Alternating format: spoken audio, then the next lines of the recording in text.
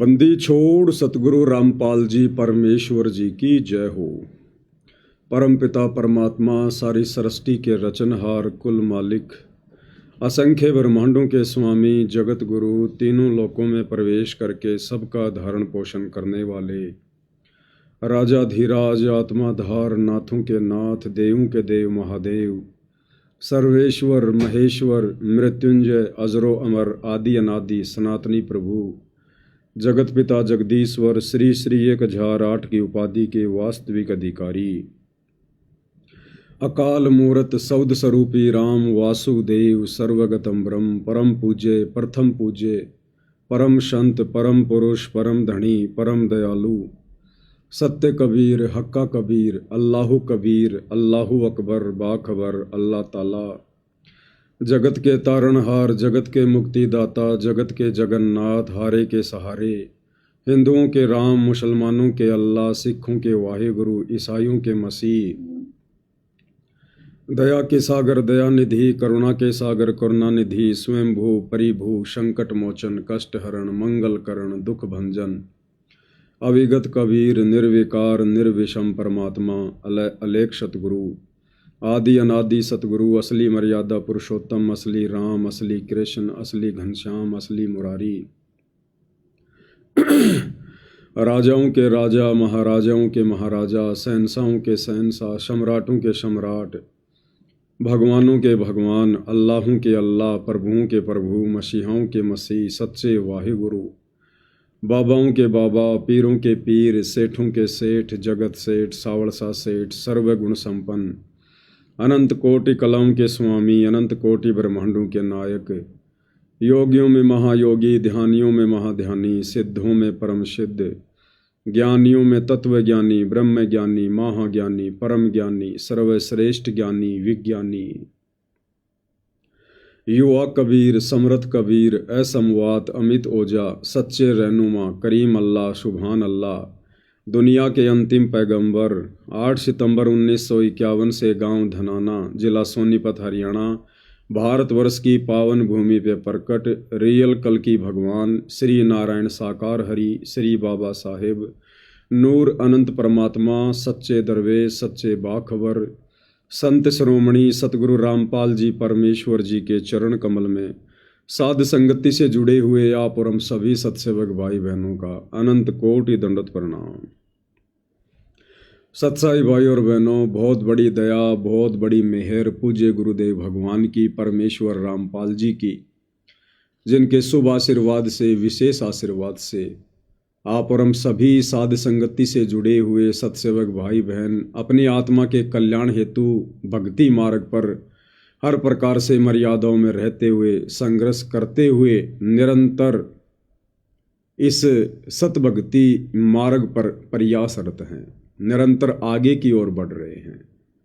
भाई और बहनों, पूज्य गुरुदेव भगवान की इस कलयुग की बिचली पीढ़ी में आप और हम सभी आत्माओं के ऊपर ये एक विशेष रहम है, रजा है, एक बख्शीश दी है पूज्य गुरुदेव भगवान ने हमें, और इस बख्शीश का हमने इस कलयुग की बिचली पीढ़ी के वर्तमान समय में भरपूर फायदा भी उठाना है। हमने किसी भी पॉइंट पर अपने गुरुदेव भगवान को नाराज होने का मौका नहीं देना है, क्योंकि यदि गुरु जी नाराज हो गए भगत की किसी भी भक्ति विरुद्ध उस क्रिया से, जिन क्रियाओं को ना करने की गुरुदेव सत्संगों में सलाह देते हैं, इससे गुरुदेव भगवान नाराज होते हैं। और यदि गुरु नाराज हो गया तो समझो भगत का जीवन बर्बाद हो गया। परमात्मा स्वयं अपनी वाणी में कहते हैं, भाई जिन बातों से गुरु दुख पावे उन बातों को दूर भगावे। और गुरुदेव कहते हैं कि हरि के रूठे ठोर है गुरु रूठे नहीं ठोर। तो भाई और बहनों, अब इस कलयुग की बिचली पीढ़ी में और सन 1994 से पूज्य गुरुदेव भगवान परमेश्वर रामपाल जी ने जो अमर ज्ञान जो तत्व ज्ञान इन्हीं धर्मशास्त्रों से, पांचवें वेद सूक्ष्म वेद से दिखा दिखाकर जो हमें बताया है, समझाया है, हमारे जहन में इस तत्व ज्ञान को उतार दिया है, अब हमने किसी भी पॉइंट पर गुरुदेव भगवान को तनिक भी नाराज होने का मौका नहीं देना है। जो मर्यादाएं पूज्य गुरुदेव भगवान ने बता दी है, हमने उन तमाम मर्यादाओं का हर प्रकार से संघर्ष करते हुए, वो संघर्ष चाहे सामाजिक हो, चाहे पारिवारिक हो, चाहे व्यावसायिक हो, हमने वो संघर्ष अब करना पड़ेगा। क्योंकि भाइयों और बहनों, अब इस काल के गंदे लोक से, 84 लाख योनियों के महादुखों से बाहर निकलने का वो प्राइम टाइम आ चुका है। अगर वर्तमान में हम संघर्ष नहीं करेंगे मर्यादाओं के लिए, घर वालों के डराने से, धमकाने से, समाज के द्वारा दबाव बनाने से, भाईचारे रिश्तेदारों की लोकलाज के कारण यदि हमने मर्यादाएं तोड़ दी, नियम भंग कर दिए, तो भाई और बहनों फिर अगला जीवन 84 लाख योनियों में, फिर 84 लाख योनियों में जो महाकष्ट हम भोगेंगे और अनंत बार भोग चुके हैं, फिर उन कष्टों से भला हमें कौन छुड़ाएगा। तो उन 84 लाख योनियों के महाकष्टों से अच्छा है हम वर्तमान मनुष्य शरीर में थोड़ा बहुत संघर्ष, थोड़े बहुत कष्ट, थोड़ी बहुत परेशानियां, घर की, परिवार की, पति की, पत्नी की, माता पिता की, सास ससुर की, बेटा बेटियों की, समाज की, रिश्तेदारों की, हम वर्तमान में ही सहन कर लें। और सहन करते करते हमने प्यार और प्रेम से ही पेश आना है। हमने किसी के साथ लड़ाई झगड़ा नहीं करना, हमने किसी के भी साथ मन मुटाव नहीं करना है। भगत ने अपने अंदर दूसरों के प्रति राग द्वेष ईर्ष्या नहीं पालनी है। अगर हम किसी जगत वाले भाई के प्रति राग द्वेष ईर्ष्या पालते हैं तो समझो आप अपने गुरु जी से द्वेष कर रहे हैं, आप अपने सतगुरु से ईर्ष्या कर रहे हैं। क्योंकि पूज्य गुरुदेव भगवान की अमर वाणी है कि दास गरीब सकल में साहिब और नहीं किसी से अड़ना रे। दास गरीब सकल में साहिब। आदरणीय गरीब दास जी कह रहे हैं कि इस पृथ्वी पर जितनी भी आत्माएं हैं वो चाहे 84 लाख योनियों में हैं, चाहे स्त्री या पुरुष शरीर में हैं, मक्खी में हैं, मच्छर में हैं, उपदेशी में है, अनुपदेशी में है। दास गरीब सकल में साहिब। और साहिब कौन है ये हमें समझ में आ गया। साहिब है कबीर। साहिब यानी परमात्मा, भगवान, अल्लाह, राम, खुदा, गॉड, ईश्वर, वाहिगुरु। तो वो साहिब, वो गॉड, वो राम, वो अल्लाह, वो कबीर देव है। और वही कबीर देव वर्तमान में सतगुरु रामपाल जी के रूप में साक्षात धरती पर प्रकट है। तो दास गरीब सकल में साहिब यानी सभी आत्माओं के हृदय रूपी गुहा में वो साहिब कबीर देव सतगुरु रामपाल जी विराजमान है, वो बैठे हुए हैं। क्योंकि उन्हीं की शक्ति से ये नश्वर शरीर चल रहा है, ये मिट्टी का पुतला चलायमान है, उसी परमात्मा की शक्ति से। जिस प्रकार गुरुदेव ने बताया कि आपके गांव में ट्यूबवेल लगी हुई है और एक बहुत बड़ी मोटर भी रखी हुई है, लेकिन वो मोटर चलती कैसे है? उस मोटर में पावर आ रही है, उस मोटर में बिजली आ रही है, वो करंट आ रहा है, उस पावर से वो मोटर चल रही है। और वो पावर कहाँ से आ रहा है? वो थर्मल पावर से आ रहा है, पावर हाउस से आ रहा है, जहाँ पर बिजली बनती है। तो इसी प्रकार वो कबीर परमात्मा एक देशीय है, वो शतलोक में उस अमर सिंहासन पर बैठा हुआ है और अपनी शक्ति से, अपनी पावर से, अपने आशीर्वाद से वो परमेश्वर सारे जहान को चलाता है, हर एक आत्मा को चलाता है। जिस प्रकार मोबाइल कहीं है और मोबाइल का टावर कहीं पर है, वो टावर से जो रेंज आ रही है, जो किरणें आ रही हैं, जो शक्ति आ रही है, उससे सबके मोबाइल चल रहे हैं। उस मोबाइल में सिम भी है। ये शरीर समझो एक मोबाइल है और वो सिम समझो हमारी आत्मा है। लेकिन उस सिम को यदि वो टावर से वो रेंज नहीं मिलेगी, वो किरणें नहीं मिलेंगी, वो सिम भी काम नहीं करेगी। इसी प्रकार हमारा ये माटी का पुतला और इसके अंदर जो जीव आत्मा है, इसके अंदर आत्मा भी है, लेकिन उस आत्मा को यदि वो पावर नहीं मिलेगी, परमात्मा जी का आशीर्वाद नहीं मिलेगा, वो शक्ति नहीं मिलेगी, तो भाई और बहनों ये जीव आत्मा भी इस शरीर को नहीं चला सकती। तो आदरणीय गरीब दास जी कहते हैं कि दास गरीब सकल में साहिब। इस पृथ्वी पर हर एक आत्मा के अंदर उस परमात्मा की शक्ति काम कर रही है। वो परमात्मा स्वयं शब्द रूप है। हम हैं शब्द, शब्द हम माही, और हमसे भिन्न और कछु नाई। तो शब्द रूप में वो कबीर भगवान अर्थात सतगुरु रामपाल जी सभी जीवात्माओं की हृदय रूपी गुहा में बैठे हुए हैं। अब यदि हम इस संसार में अगर हम किसी कुत्ते से भी नफरत करेंगे, गधे से भी नफरत करेंगे, उसको मारेंगे, पीटेंगे, या किसी व्यक्ति से, वो चाहे उपदेशी है, अनुपदेशी है, अगर हम राग द्वेष करेंगे, ईर्ष्या करेंगे, उसके बारे में निंदा चुगली करेंगे, उसके बारे में हम गंदा सोचेंगे, बुरा सोचेंगे, तो भाइयों और बहनों, हम अपने गुरुदेव भगवान के विषय में वैसा सोच रहे हैं फिर। इसलिए परमेश्वर हमें यह तत्व ज्ञान देने आते हैं कि बच्चों, आपने साधुता दिखानी है। एक भगत के अंदर जो भगत के गुण होते हैं, लक्षण होते हैं, क्योंकि एक भगत की भूमिका, एक दास की भूमिका स्वयं हमारे पूज्य गुरुदेव भगवान भी निभा कर दिखाते हैं। तो हमने तो अपने गुरुदेव भगवान को फॉलो करना है, उनको अनुसरण करना है, उनके भगत वाले जीवन को देखकर हमने भगत बनने की दिशा में आगे बढ़ना है। इसलिए गरीबदास जी कह रहे हैं, दास गरीब सकल में साहिब, नहीं किसी से अड़ना रे। हमने किसी को अपना शत्रु नहीं समझना है। मालिक की वाणी है ना, एक शत्रु एक मित्र है, भूल पड़ी रे प्राण, यम की नगरी जाएगा शब्द हमारा मान। इसलिए भाई और बहनों, हम सत्सेवक भाई बहनों ने जितनी भी आत्माएं साध संगति से जुड़ी हुई हैं, हंस बनने की दिशा में निरंतर आगे की ओर बढ़ रही हैं। हम भाई बहनों ने गुरुदेव के प्रत्येक वचन को लक्ष्मण रेखा मानकर भक्ति मार्ग पर आगे बढ़ना है। काल प्रेरणा से जगत वाले भाई बंधु लोग चाहे हमारा कितना ही विरोध करें, घर परिवार रिश्तेदार कितना ही विरोध करें, चाहे हमारे साथ मार पिटाई क्यों ना करें, ये दास का तो बेटर एक्सपीरियंस है। दास की तो कई बार हो चुकी है मार पिटाई, भक्तों ने भी कर दी है, जगत वालों ने भी बहुत की है, नाम दीक्षा से पहले, और नाम दीक्षा के बाद तो भक्तों ने पिटाई कर दी बहुत ज़्यादा। तो दास का तो भाई और बहनों बेटर एक्सपीरियंस है, तभी परमात्मा हमारे निकट आएगा। हमने उनके प्रति मन में भी द्वेष पैदा नहीं करना कि इसने मुझे क्यों मारा, हे भगवान इसकी टिकट कब कटेगी, इसका बुरा कब होगा, इसके बुरे दिन कब आएंगे। यदि हमने इतना भी सोच लिया तो भी वो परमात्मा हमारे हृदय रूपी गुहा से बाहर निकल जाएगा। जो नियम है पूज्य गुरुदेव भगवान के, वो नियम है, तब वो परमात्मा हमारे निकट आएगा।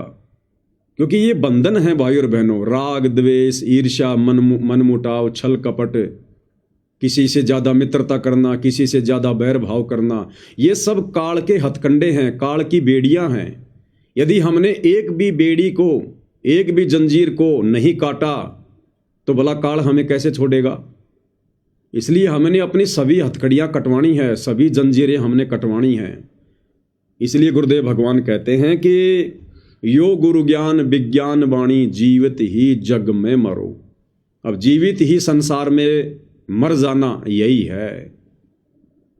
जिस प्रकार मरा हुआ व्यक्ति, अब उस मरे हुए व्यक्ति का ना कोई मित्र होता है, ना कोई शत्रु होता है।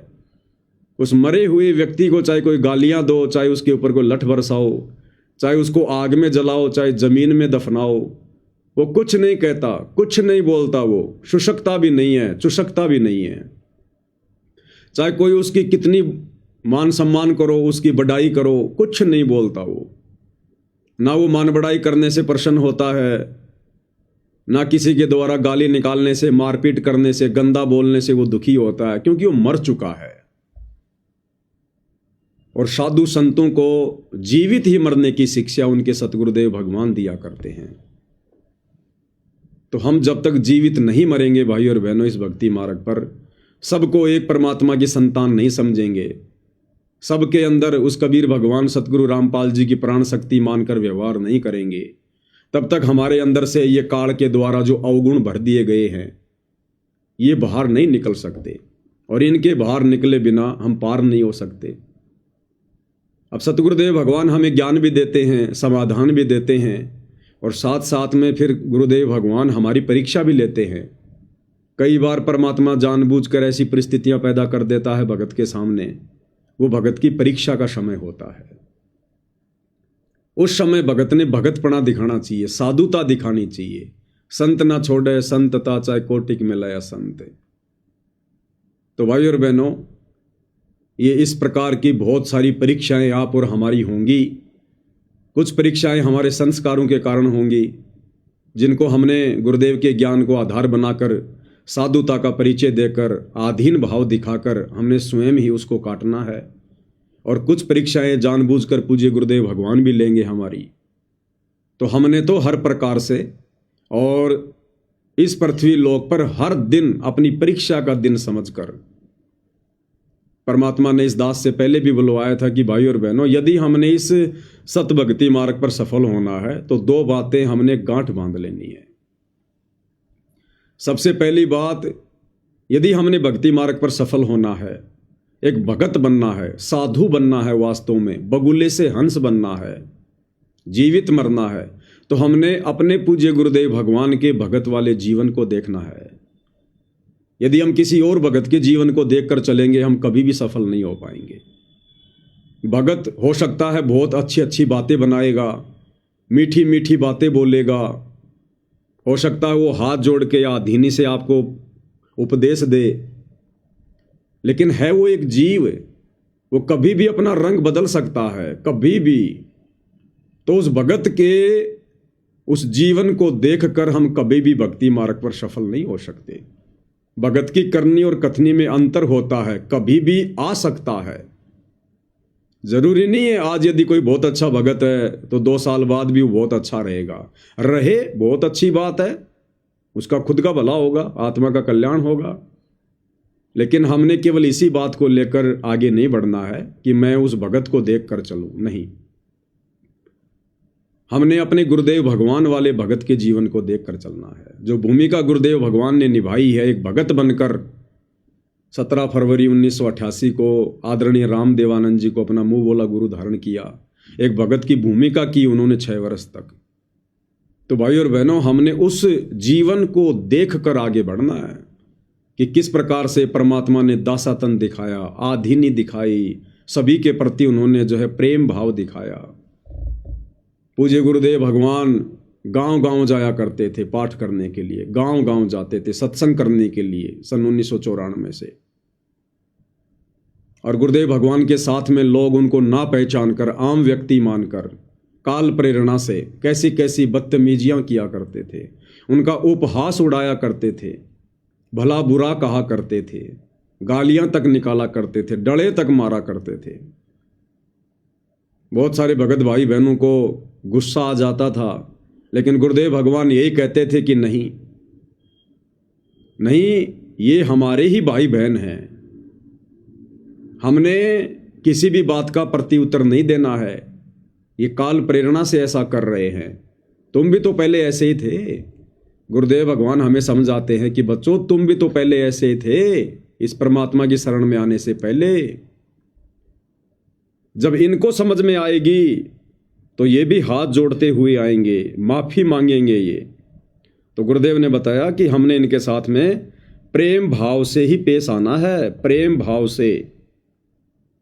और पूज्य गुरुदेव जी का जो छोटा लड़का है मनोज, उसने अपना इंटरव्यू दिया और उस इंटरव्यू में उसने क्या बताया। जब गुरुदेव गांव-गांव जाते थे पाठ करने, सत्संग करने, लोग कैसा उनके साथ दुर्व्यवहार करते थे और गुरुदेव भगवान क्या शिक्षा दिया करते थे। तो ये चीजें काफी मतलब ये चीजें चली स्टार्टिंग में।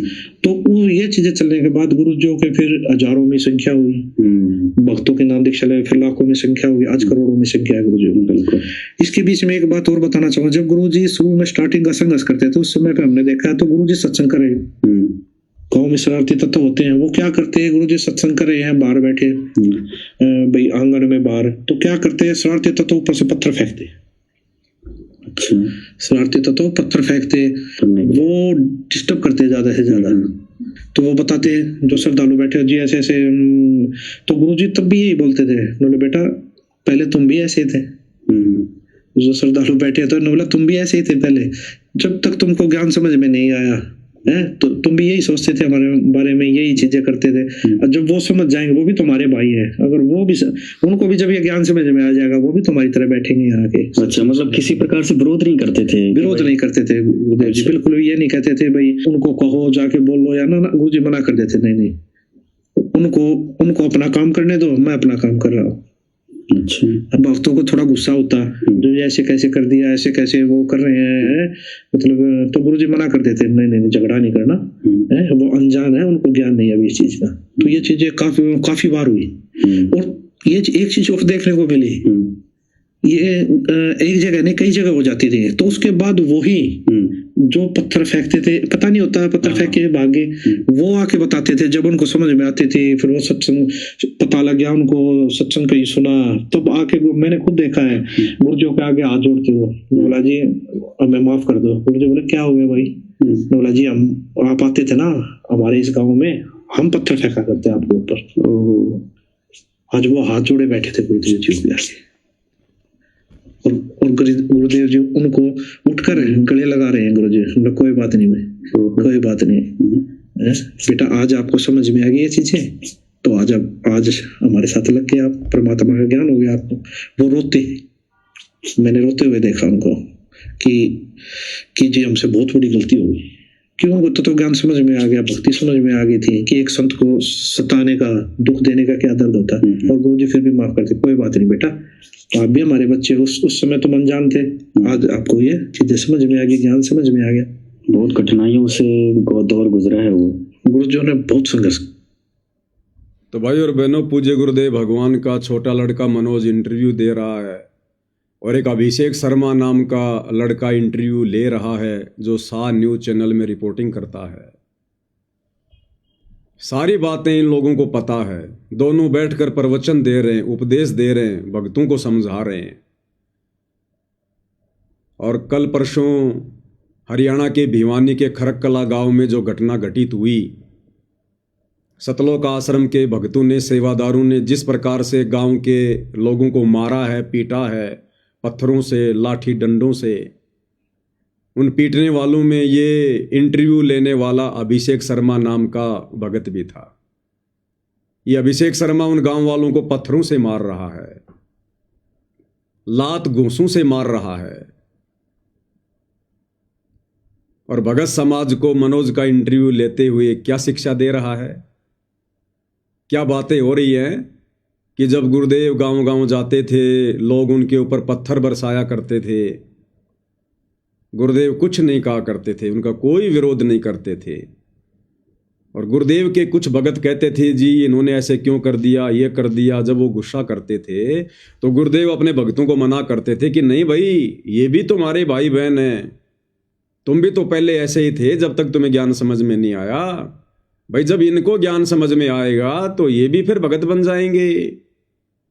और फिर मनोज कह रहा है कि मैंने अपनी आंखों से देखा है, फिर वही लोग जो गुरुजी के ऊपर पत्थर बरसाया करते थे, गालियां निकाला करते थे, फिर गुरुजी के चरणों में आकर रोया करते थे, माफ़ी मांगा करते थे कि जी हमें माफ़ कर दो, हम वही दुष्ट हैं जो आपके ऊपर हम पत्थर बरसाया करते थे।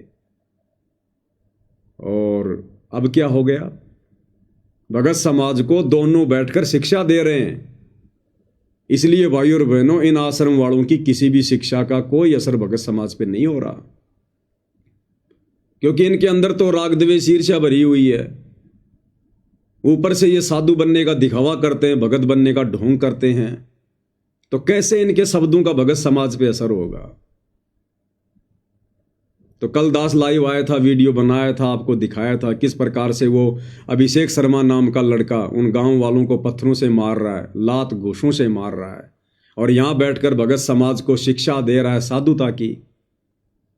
इसलिए परमात्मा कहते हैं पर उपदेश कुशल बहु तेरे, कि दूसरों को उपदेश देना बहुत सरल है, जब खुद के सामने वो परिस्थितियां पैदा होती है तब पता चलता है कि भगत क्या होता है, साधुता क्या होती है। इसलिए भाई और बहनों, हम सत्सेवकों के पास में एक बहुत ही अच्छा मौका है। पूज्य गुरुदेव ने हमें बहुत अच्छा एक मौका दिया है, चांस दिया है भगत बनने का, हंस बनने का, गुरुदेव के चरणों में जगह बनाने का, उनके हृदय में समाने का, गुरुदेव को अपने निकट लाने का, उनकी मेहर प्राप्त करने का हमें साध संगति से जोड़ दिया गुरुदेव भगवान ने, सुसंगति से जोड़ दिया। क्योंकि कबीर सागर के सरलार्थ में पूज्य गुरुदेव जी ने लिखा है कि बच्चों, नाम दीक्षा का मिल जाना एक अपना अलग महत्व है, लेकिन नाम दीक्षा के बाद में संगत और कुसंगत, इसका भगत पर बहुत गहरा प्रभाव पड़ेगा। अगर तत्वदर्शी संत भी मिल गया, नाम उपदेश भी मिल गया, ये सच्ची भक्ति भी मिल गई, और यदि ऐसे भक्तों की कुसंगत मिल गई जो भक्ति के निकट भी नहीं है, केवल भगत बनने का दिखावा कर, तो भी वो भगत आत्मा फैल हो जाएगी। और उपदेश मिलने के बाद यदि आपको अच्छे भक्तों की सुसंगति नसीब हो गई, फिर तो पांचों उंगली घी में है, पांचों उंगली घी में। दिन प्रतिदिन उन आत्माओं में, उन भक्तों में निखार आता चला जाएगा, निखार। और यही होता है भगत का, हर दिन भक्ति मार्ग में भगत ने आगे की ओर बढ़ना है। परमात्मा कहते हैं, छिन घटे छिन बढ़े सो तो प्रेम नाही, और कहते हैं अन घट प्रेम दिल में बसे, प्रेम कहावे सोई। 2 मिनट में भगत बन गया, 2 मिनट में जगत वाला बन गया, 2 मिनट में हंस बन गया, 2 मिनट में बगुला बन गया। परमात्मा कहते हैं ये भगत के लक्षण नहीं है। भगत के अंदर तो भक्ति भाव, प्रेम भाव दिन प्रतिदिन बढ़ता ही चला जाना चाहिए, घटने का नाम नहीं होता भगत के अंदर। अगर घट रहा है तो कोई कमजोर संस्कार सामने आ रहा है। अगर भक्ति में मन नहीं लग रहा है, कोई कमजोर संस्कार आ गया भाई, कोई पाप कर्म सामने आ गया। तरीका यही है, ज्यादा से ज्यादा भक्ति वाली दवाई खाओ, सतगुरुदेव को दंडवत करो, प्रार्थना करो, ना चाहते हुए अपना सुमरण करने लग जाओ, ना चाहते हुए सत्संग सुनने लग जाओ, कोई परमात्मा की महिमा गाने लग जाओ, किसी भगत भाई से बात कर लो। यही उपाय है, दूसरा कोई उपाय नहीं है। तो भाई और बहनों, हमने किसी भगत के भगत वाले जीवन को देखकर नहीं चलना है। हाँ, यदि भगत हमें अच्छी अच्छी बातें बताता है, बढ़िया शिक्षा देता है, यदि हमें उचित लगे तो हम उन शिक्षाओं को अपने जीवन में ग्रहण करें, लागू करें। लेकिन उस भगत को ही देख कर चलना कि भगत मुझे खाई में ले जा रहा है तो मैं जा रहा हूँ, भगत मुझे कुएं में ले जा रहा है तो मैं जा रहा हूँ, वो फिर कुसंगति हो जाएगी, वो फिर देखा देखी हो जाएगी, भेड़ चाल हो जाएगी, और फिर वो कारण भगत के लिए भक्ति में बाधक बनेगा, नाशक बनेगा। और यदि हम अपने पूज्य गुरुदेव भगवान के भगत वाले जीवन को देखकर चलेंगे तो भाई और बहनों, यदि हम आंख बंद करके यदि फॉलो करेंगे, हमें कहीं कोई नुकसान नहीं होगा। क्योंकि गुरु केवल अपने भगत का मार्गदर्शन करता है, कुमार्गदर्शन नहीं कर सकता गुरु कभी भी अपने भगत का, अंधेरे में भी। इसलिए अपने गुरुदेव भगवान के ऊपर ब्लाइंड फेथ करके, अंधविश्वास करके हम उनके लीलामयी भगत वाले जीवन को फॉलो करें, जिससे हमें सब कुछ मिलेगा। तो साधुता, आधीनी भाव, दासातन, ये पूज्य गुरुदेव ने भगत का प्रथम लक्षण बताया, प्रथम लक्षण। परमात्मा कहते हैं, आधीनी के पास है पूर्ण ब्रह्म दयाल, मान बड़ाई मारियो बेअदबी सिरकाल। आधीन भगत के पास में पल पल सतगुरु रहता है, उसकी मेहर रहती है। ये एक परमात्मा ने ऑटोमेटिक एक सिस्टम बना रखा है भाई और बहनों, एक ऑटोमेटिक सिस्टम बना रखा है परमात्मा ने। जैसे गाड़ी बनाने वाली कंपनी ने ऑटोमेटिक सिस्टम बना रखा है। यदि आप ब्रेक के ऊपर पैर रखोगे तो गाड़ी रुकेगी रुकेगी, यदि आप एक्सीलेटर के ऊपर पैर रखोगे तो गाड़ी आगे को बढ़ेगी बढ़ेगी। ये नियम बना रखा है एक।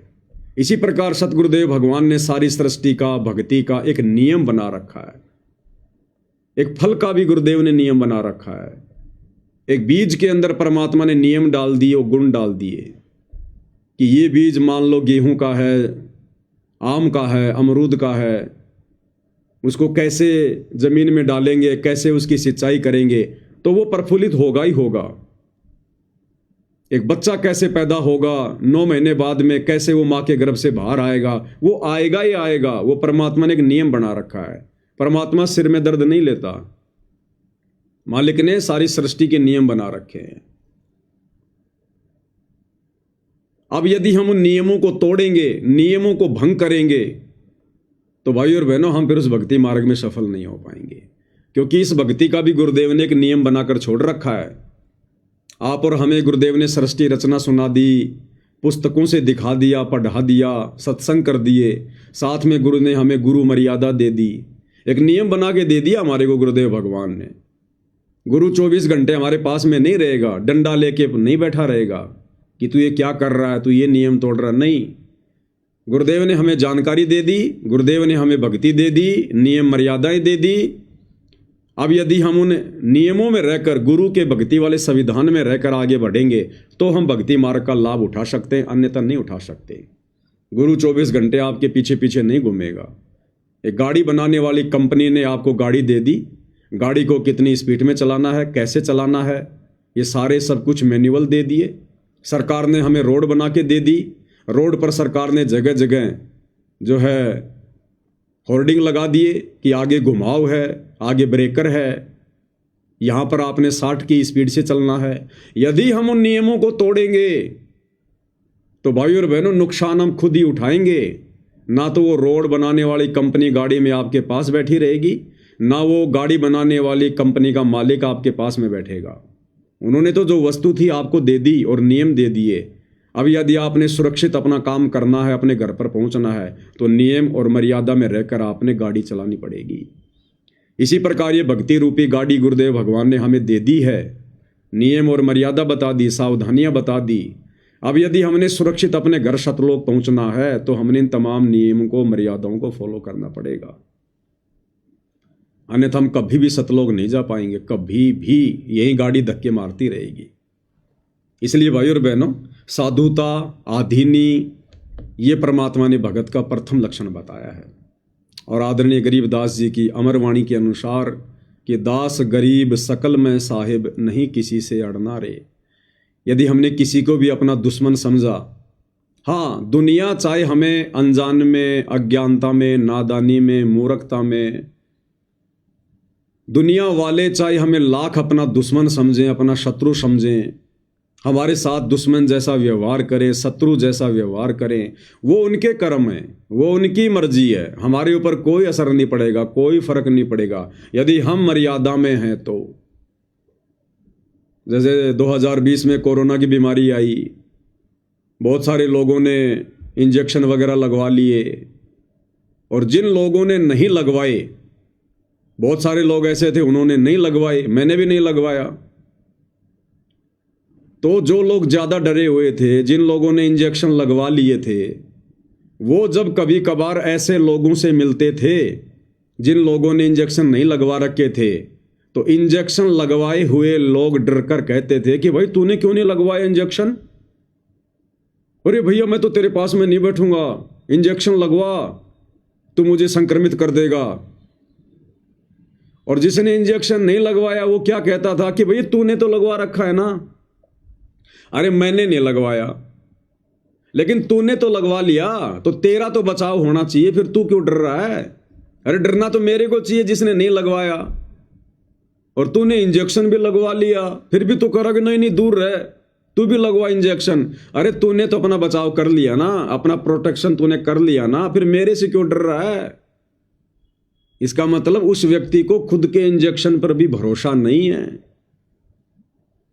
ठीक इसी प्रकार भाई और बहनों, इस सतभक्ति मार्ग पर अब हमने हर प्रकार से अपने पूज्य गुरुदेव भगवान पर ब्लाइंड फेथ करके आगे बढ़ना है। और दुनिया वाले चाहे हमसे लाख शत्रुता निभाएं, हमसे लाख राग द्वेष करें, हाँ, पर हमारा बाण भी बाका नहीं होगा, बाण भी, क्योंकि हमने सतगुरुदेव भगवान का मर्यादा रूपी इंजेक्शन लगवा रखा है। और ये इंजेक्शन जिसने एक बार लगवा लिया और दवाई को ढंग से जो अंदर जाने देगा, उसका फिर बाण भी बाका नहीं हो सकता, बाण भी बाका। तो दुनिया चाहे हमसे लाख दुश्मनी करें, भगत चाहे हमसे लाख वैर भाव करें, क्योंकि सारे लोग भगत नहीं होते, नाम दीक्षा लेते कोई भगत नहीं बन जाता। कोई लोग 20-20 साल में भी भगत नहीं बन पाए अभी तक। सतगुरुदेव भगवान का कलयुगी परिवार, उनके बेटा बेटी, भाई बंधु रिश्तेदार अभी तक भगत नहीं बन पाए। उनको तो 30-30 वर्ष हो गए नाम दीक्षा लिए हुए, आज भी वो बगुले के बगुले हैं। रोज हिसार जेल से गुरुदेव के संदेश आते हैं, गुरुदेव रोते हैं, उनको डांटते हैं, फटकारते हैं कि नालायको तुम कब भगत बनोगे, तुम कौन से दिन सुधरोगे, क्यों तुम मुझे दुखी कर रहे हो, क्यों भगवान को दुखी कर रहे हो, क्यों तुम मेरा रिजल्ट जो है खराब कर रहे हो।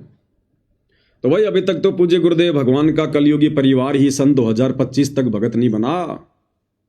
जो पिछले 20 वर्षों से, 25 वर्षों से, 30 वर्षों से दीक्षा लेकर और संगत में बहुत बड़े भगत बनने का दिखावा कर रहे हैं।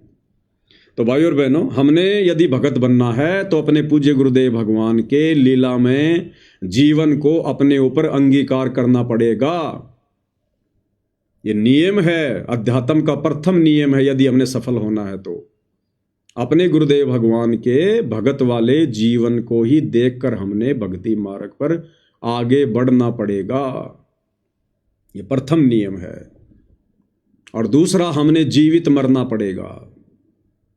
फिर हमने जीवित मरना पड़ेगा। ये समाज की लोक लाज, झूठी मर्यादा, ये लोक दिखावा, ब्याह शादी, भात छूचक, ये फालतू का ऋण संस्कार बढ़ाने वाला लेन देन करना, ये त्योहार वगैरह मनाना जिनका वर्तमान में कोई औचित्य नहीं है, इन तमाम समाज के अनुकूल और भक्ति के प्रतिकूल, भक्ति के विरुद्ध ये जितनी भी सामाजिक मर्यादा है, हमने इनको छोड़ना पड़ेगा। तब भगत भाई और बहनों, हमारा इस काल के लोक से सतगुरुदेव भगवान पीछा छुड़वाएंगे, दूसरा कोई तरीका नहीं है। तो भाई और बहनों, पूज्य गुरुदेव भगवान वर्तमान में हिसार जेल में बैठकर जो विशेष संदेश एक अंतिम विकल्प के रूप में, एक अंतिम विकल्प के रूप में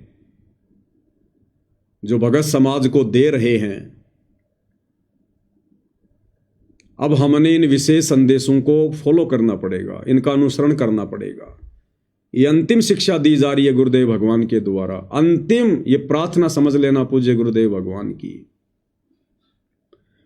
इन हिसार जेल से आने वाले विशेष संदेशों को समझकर, सुनकर यदि किसी ने अभी भी भगत का चोला धारण नहीं किया, जैसा भगत हमें गुरुदेव बनाना चाहते हैं, यदि हम वैसे भगत नहीं बने तो इसके बाद गुरुदेव की तरफ से फिर और कोई मौका नहीं है, कोई चांस नहीं है। तो पूज्य गुरुदेव भगवान के आशीर्वाद से विशेष संदेश नंबर 14 का आज ये भाग नंबर 2 है, जिसके ऊपर हम साथ संगति करने जा रहे हैं। पूज्य गुरुदेव जी से प्रार्थना करेंगे कि परमेश्वर हमें सद्बुद्धि दे। और ये जो विशेष संदेश हैं, जिनको समझना भाई और बहनों ब्रह्मा विष्णु महेश के भी वश की बात नहीं है। परमेश्वर हम सबको आशीर्वाद दें, हमें सद्बुद्धि दें परमात्मा, अपने इस अमृत ज्ञान को समझने की, और समझकर हम अपने जीवन में धारण कर सकें, लागू कर सकें, परमेश्वर के इन अनमोल वचनों का अनुसरण कर सकें। परमेश्वर हमें वो भी शक्ति दें, सद्बुद्धि दे। तो विशेष संदेश नंबर 14 भाग नंबर 2, आगे पूज्य गुरुदेव भगवान हमें क्या शिक्षा दे रहे हैं। निर्विकार निर्भय तुहि और सकल वैमान, यदि सदो और सकल वैमान, सब पर तेरी साहिब, सब पर तेरी साहिबी, तुझ पर साहिब ना। निर्विकार निर्भय। पूज्य गुरुदेव भगवान कह रहे हैं, निर्विकार निर्भय तू ही और सकल भयमान, सब पर तेरी साहिबी, तुझ पर साहिब नाए। किसको कह रहे हैं गुरुदेव भगवान? किसी को नहीं कह रहे। स्वयं को समझाने के लिए स्वयं के ऊपर उदाहरण देकर समझाते हैं। आज हमें समझ में आ जाना चाहिए इस तत्व ज्ञान को लेकर कि सतलोक से चलकर वो कबीर परमात्मा संत का चोला धारण करके सतगुरु की भूमिका करते हुए तत्वदर्शी संत की भूमिका करते हुए अपनी महिमा अपने ऊपर लेकर स्वयं ही बताता है। वो कहते ना कि भगवान का तो यहां कोई हुकारा भरने वाला भी नहीं है, हुकारा भरने वाला भी। जैसे एक व्यक्ति किसी को कोई कहानी सुना रहा है, दूसरा व्यक्ति उसका हुकारा भरता है, हाँ तो ये जो अनमोल ज्ञान, तत्व ज्ञान परमात्मा स्वयं चलकर शतलोक से लेकर आते हैं हम काललोक में फंसी आत्माओं को समझाने के लिए, इस सत्य ज्ञान का तो कोई हुकारा भरने वाला भी इस पृथ्वी पर नहीं होता है, क्योंकि इस परमेश्वर के अलावा ये तत्व ज्ञान, ये सृष्टि रचना का ज्ञान किसी के पास नहीं होता है।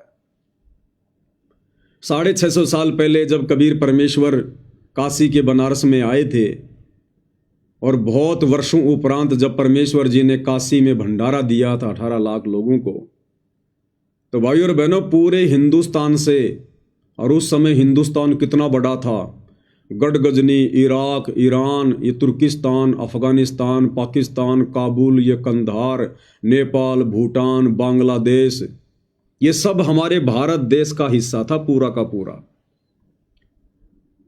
तो पूरे हिंदुस्तान से, पूरे भारत देश से 18 लाख साधु संत महात्मा हर पंथ के काशी में जमा हो गए थे।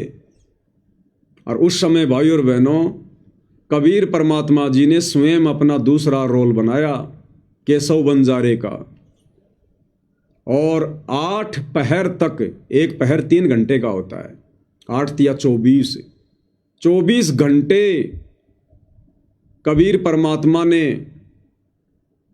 अपने दूसरे रूप केशव बंजारे वाले रूप में सवाल किए, प्रश्न किए, और कबीर जी ने 24 घंटे तक जवाब दिए, सत्संग किया 24 घंटे तक।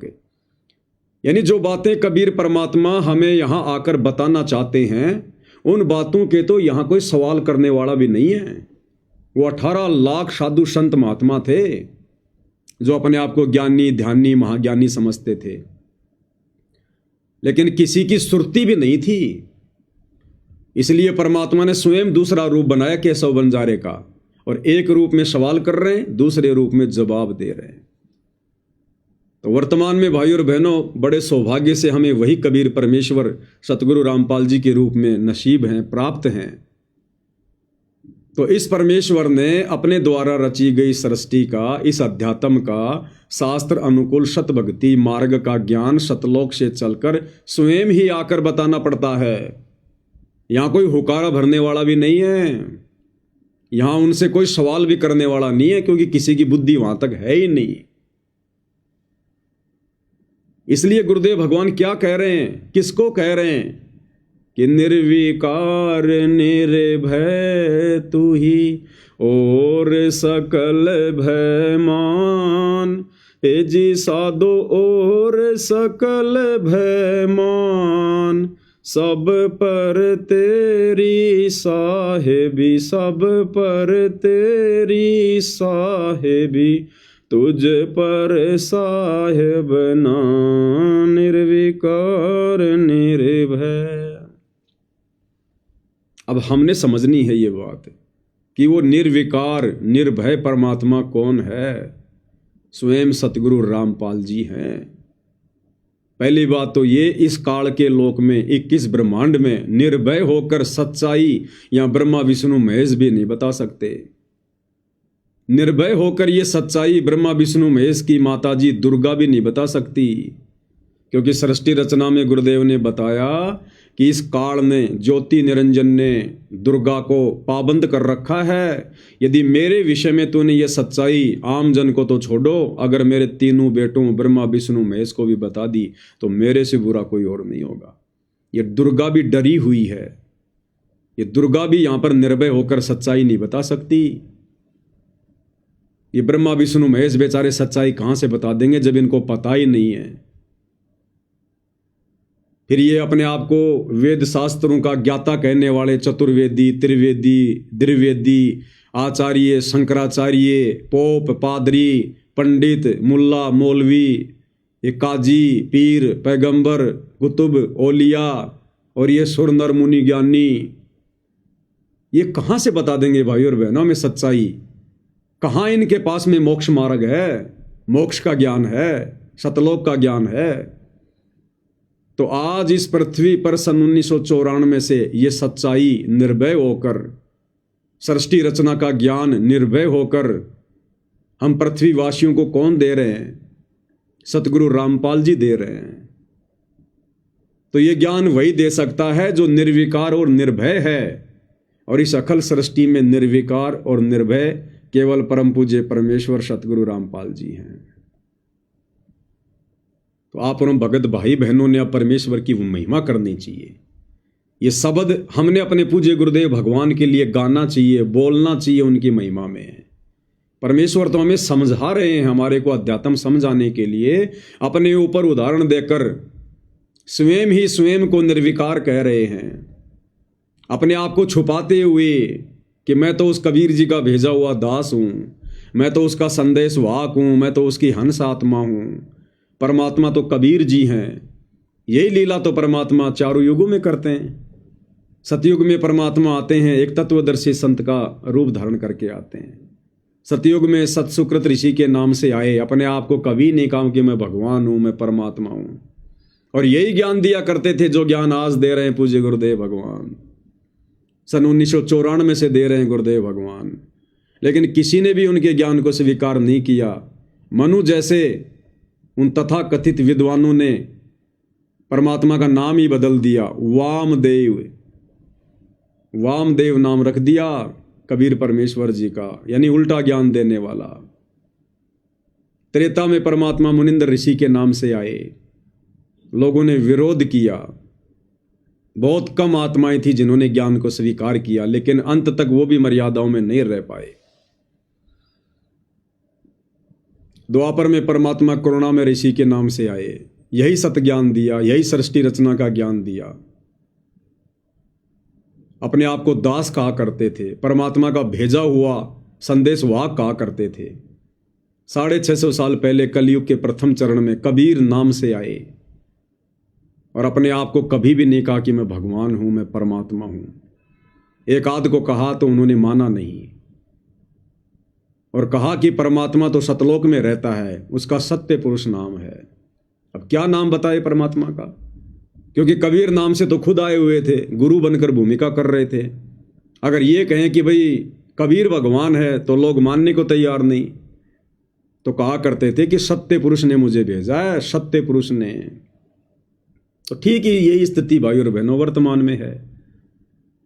जब तक हम आत्माओं को ज्ञान नहीं हो जाता, गुरु की पहचान नहीं हो जाती है, तब तक गुरुदेव भगवान इस प्रकार से अपने आप को छुपाते रहेंगे, अपने से अन्य को परमात्मा बताकर हम तक ज्ञान पहुंचाते रहेंगे, हमारी बुद्धि को विकसित करते रहेंगे, और ये कार्यक्रम तो परमात्मा का आजीवन चलता रहेगा। लेकिन जिन जिन आत्माओं को वो उपलब्धि प्राप्त हो जाती है गुरुदेव को पहचानने की, उनको समझने की, फिर उन आत्माओं ने गुरु को कोई संदेश वाहक मानकर नहीं, कोई हंस आत्मा मानकर नहीं, कबीर का भेजा हुआ दास मानकर नहीं, फिर स्वयं कबीर परमात्मा ही धरती पर प्रकट हैं। फिर इस प्रकार से हमने गुरुदेव भगवान के साथ व्यवहार करना है। और जिन जिन आत्माओं ने इस प्रकार से गुरु को पहचान कर उनके साथ व्यवहार करना शुरू कर दिया, पतिव्रता पद पर रहकर भक्ति करनी शुरू कर दी, गीता अध्याय 3 श्लोक 13 के अनुसार उन्हें परमात्मा मानकर भोग लगाना शुरू कर दिया। क्योंकि भाई और बहनों 4 युग बीत चुके हैं। वर्तमान की कलयुग की इस बिचली पीढ़ी के अलावा और साध संगति से जुड़े हुए सत्सेवक भाई बहनों के अलावा 4 युग बीत गए हैं। इस परमेश्वर को किसी ने भी परमेश्वर मानकर भोग नहीं लगाया जब ये गुरु रूप में आते हैं। 4 युग बीत चुके हैं, किसी ने भी इस परमेश्वर को परमेश्वर मानकर जब ये सतगुरु रूप में आते हैं इनकी आरती नहीं उतारी है। केवल लोगों ने आरतियां की है, दीपक के साथ आरतियां उतारी नहीं है। तो भाई और बहनों, अब ये सौभाग्य 4 युगों के बाद सर्वप्रथम यदि किसी को नसीब हुआ है तो हम सत्सेवक भाई बहनों को नसीब हुआ है। तो निसंदेह आप और हम परमेश्वर के कितने निकट हैं, हम कितना उनकी नजरों में हैं। पल पल परमात्मा उस कुंज पक्षी की तरह आप और हमारे पर अपनी हृदय की वो जो मेहर है, जो रजा है, वो बरसाते रहते हैं। तो आप और हमने भाई और बहनों ये विशेष मौका जो गुरुदेव ने आप और हमारे ऊपर बख्श दिया है, अब हमने इस मौके को बिल्कुल भी नहीं गंवाना है, बिल्कुल भी नहीं खोना है। ये संसार तो वैसे भी छूटेगा भाई और बहनों एक दिन। ना हमारे परदादा रहे, ना हमारे दादा रहे, हमारे पिताजी भी चले गए, चले जाएंगे, हमने भी जाना है, हमारे बच्चे भी जाएंगे। ये तो मृत्यु लोक है, मरना तो यहां पर कंपलसरी है। जब मरना ही है तो भाई और बहनों फिर वो भक्ति क्यों ना करें जिस भक्ति से सतलोक जाया जाता है। अरे आज से पहले तो लोगों को ज्ञान नहीं था, विकल्प नहीं था, कोई ऑप्शन नहीं था। क्या करते बेचारे, समाज में देखा देखी भक्ति कर रहे थे।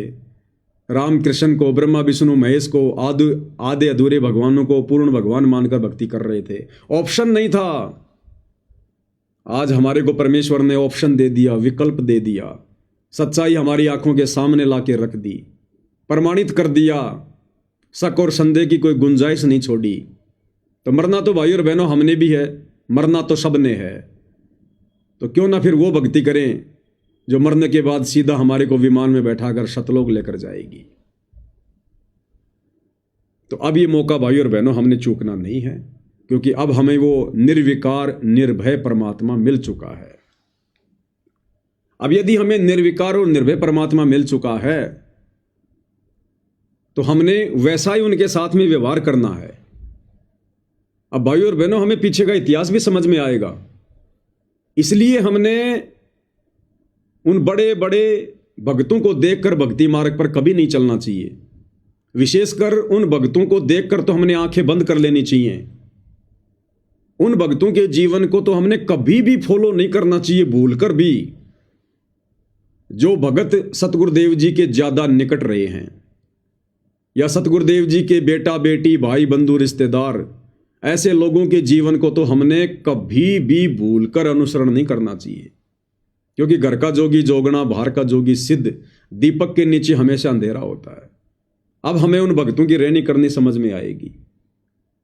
अब साथ संगति से जुड़ने के बाद परमेश्वर ने जो सद्बुद्धि हमारी खोली है, अब हमें समझ में आएगा उनकी रहनी करनी कि 30 वर्षों से उन्होंने गुरु को क्या समझ रखा था, अपने जैसा मानुष्य। अब बताइए, गुरुदेव कह रहे निर्विकार निर्भय तू ही और शकल भयमान, सब पर तेरी साहिबी तुझ पर साहिब नाई। कि उस कबीर परमेश्वर जी के अलावा सृष्टि में दूसरा कोई साहब नहीं है, भगवान नहीं है, और सब पर उन्हीं की साहिबी अर्थात उन्हीं की सत्ता चलती है। और वो कबीर परमेश्वर निसंदेह वर्तमान में सतगुरु रामपाल जी हैं। हमें तो समझ में आ गया, बाकी दुनिया को भी धीरे धीरे आ ही जाएगा। जब तक दुनिया नहीं समझेगी तब तक विरोध रहेगा, कोई बड़ी बात नहीं है। शुरू में सच्चाई का विरोध ही होता है, लेकिन धीरे धीरे जीत सच्चाई की होती है।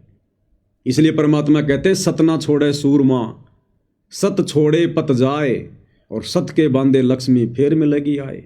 कि भगत ने कभी भी यदि उसको सच्चाई समझ में आ गई है, उसने अपने धर्म से नहीं डिगना चाहिए। सत ना छोड़े सूरमा, सत छोड़े पत जाए। यदि आपने सच्चाई का रास्ता छोड़ दिया तो आपकी भक्ति कमाई नष्ट हो जाएगी, आपका धर्म नष्ट हो जाएगा। और कहते हैं सत के बांधे लक्ष्मी फेर में लगी आए। यदि आप अपने नियम पर हैं, अपने धर्म कर्म पर है, सच्चाई पर हैं, तो वापस वही दिन पुनः आएंगे। जीत हमेशा सच्चाई की होगी।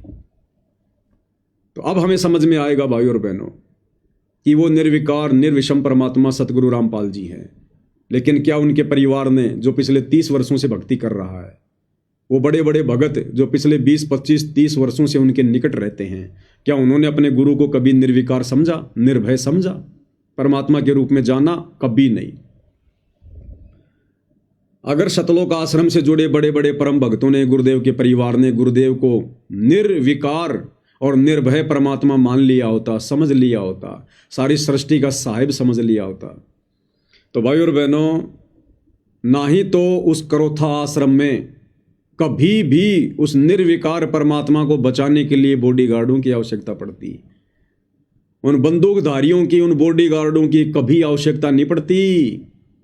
भगत ऐसी मूर्खता कभी नहीं करता। यदि अपने गुरु को परमात्मा मान लेता, निर्भय मान लेता, साहिब मान लेता, फिर वो साहिब, वो परमात्मा, वो कबीर देव, जो सतगुरु रूप में आकर सारी पृथ्वी का पालन पोषण करता है, सबकी बॉडी की रक्षा करता है, सबकी सुरक्षा करता है, उस परमात्मा की सुरक्षा बंदूक हाथ में लेकर भगत कभी सौपन में भी नहीं कर सकता। हाथ जोड़ लेगा कि परमात्मा मैं तो नरक में गिरूंगा, पाप का भागी बनूंगा भयंकर, यदि मैंने ये महा गलती की तो। बरवाला आश्रम में 20-20 बॉडीगार्ड, 25-25 बॉडीगार्ड बंदूक ले लेकर गुरुदेव के आगे पीछे चलते थे।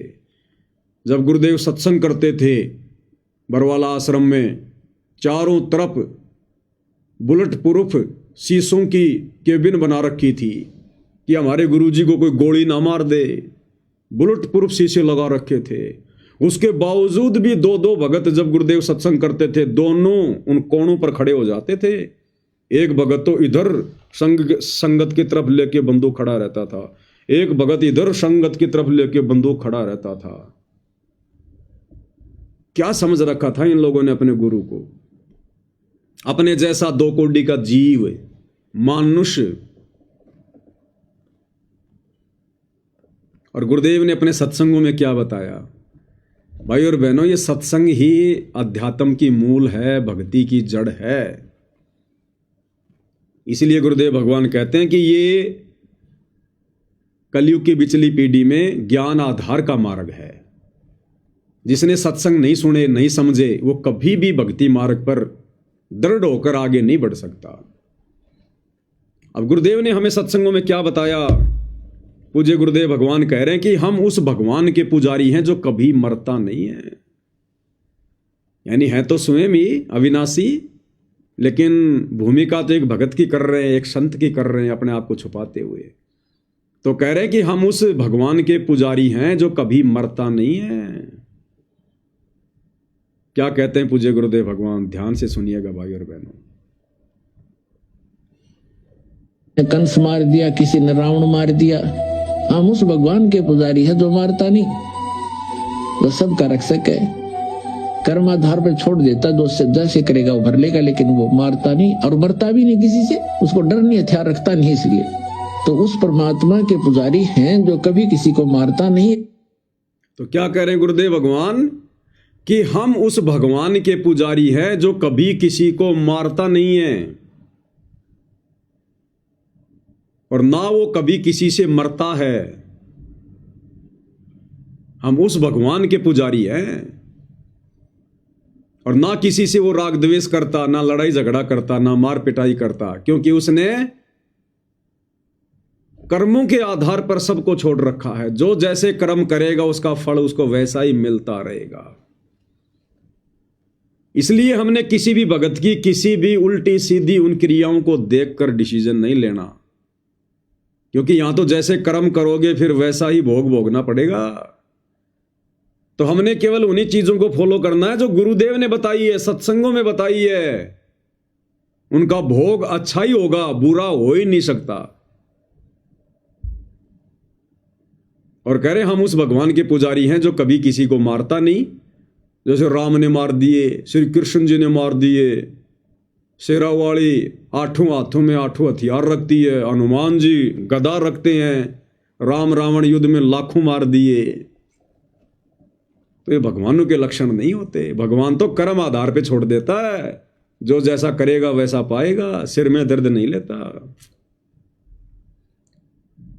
तो अगर इन सतलोक आश्रम वालों ने, पूज्य गुरुदेव के बेटा बेटी भाई बंधु रिश्तेदारों ने, इन बड़े बड़े कोऑर्डिनेटरों ने जो आज इन सतलोक आश्रमों के संचालक बन के बैठे हैं, यदि इन लोगों ने अपने गुरुदेव को पहचान लिया होता तो भाई और बहनों, ये कभी भी ये गलती ना करते गुरु के बॉडीगार्ड बनने की।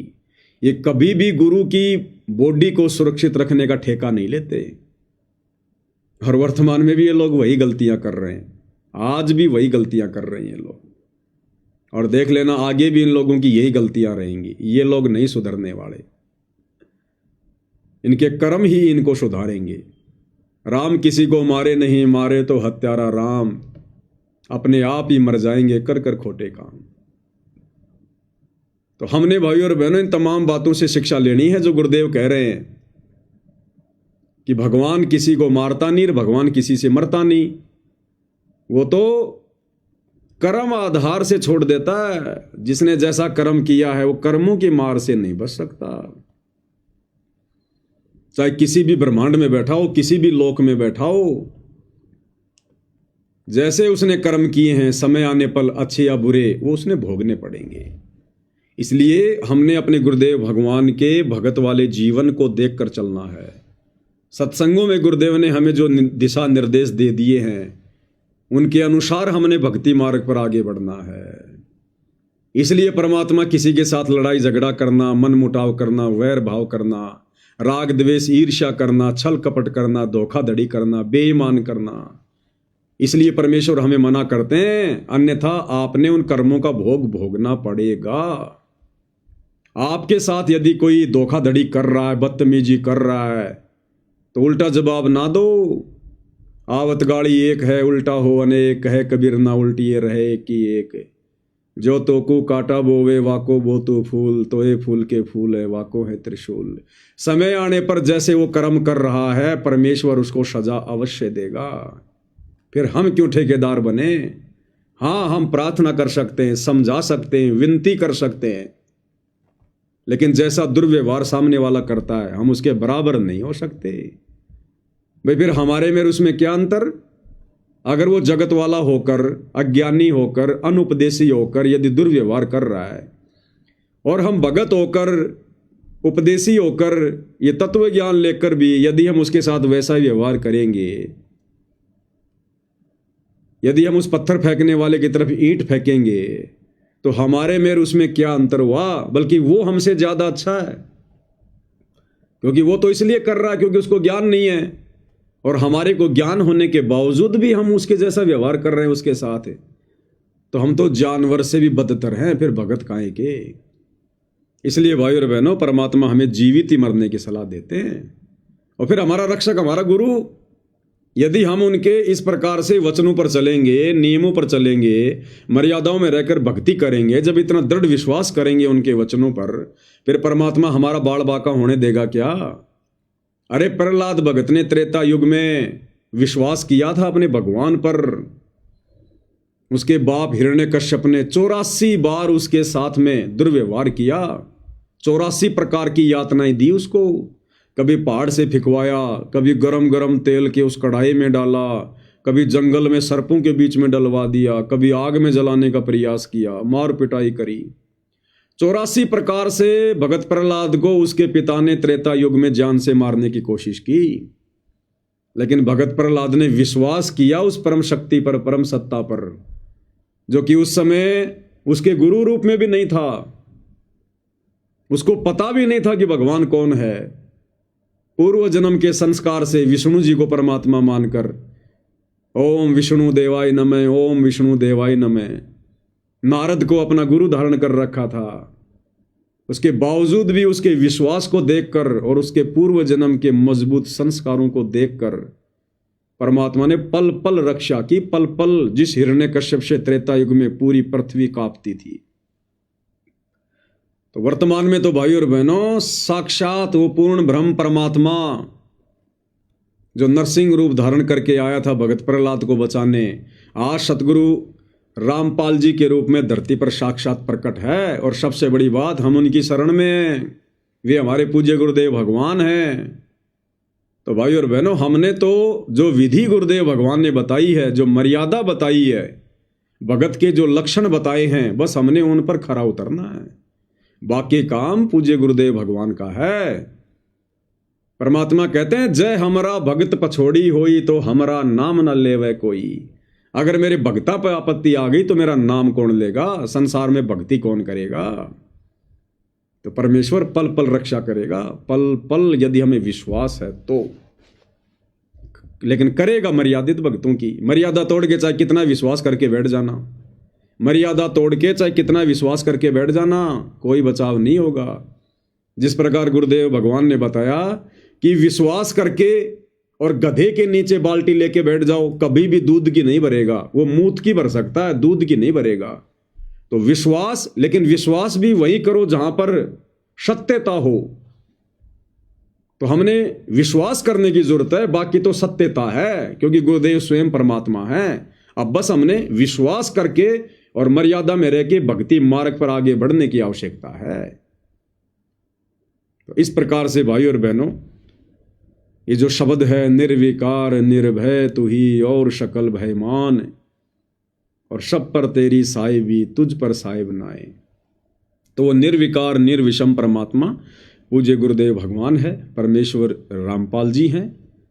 और भाई और बहनों, हमने इसी प्रकार से इस भक्ति मार्ग पर दृढ़ता के साथ स्वयं तो आगे बढ़ना ही बढ़ना है, अपने भगत भाई बहनों को भी जितना हो सके उतनी हमने दृढ़ता देनी है, सत प्रेरणा देनी है, क्योंकि भगत को भगत ही दृढ़ करेगा। इस ज्ञान से भगवान के बाद भगत ही परिचित होता है।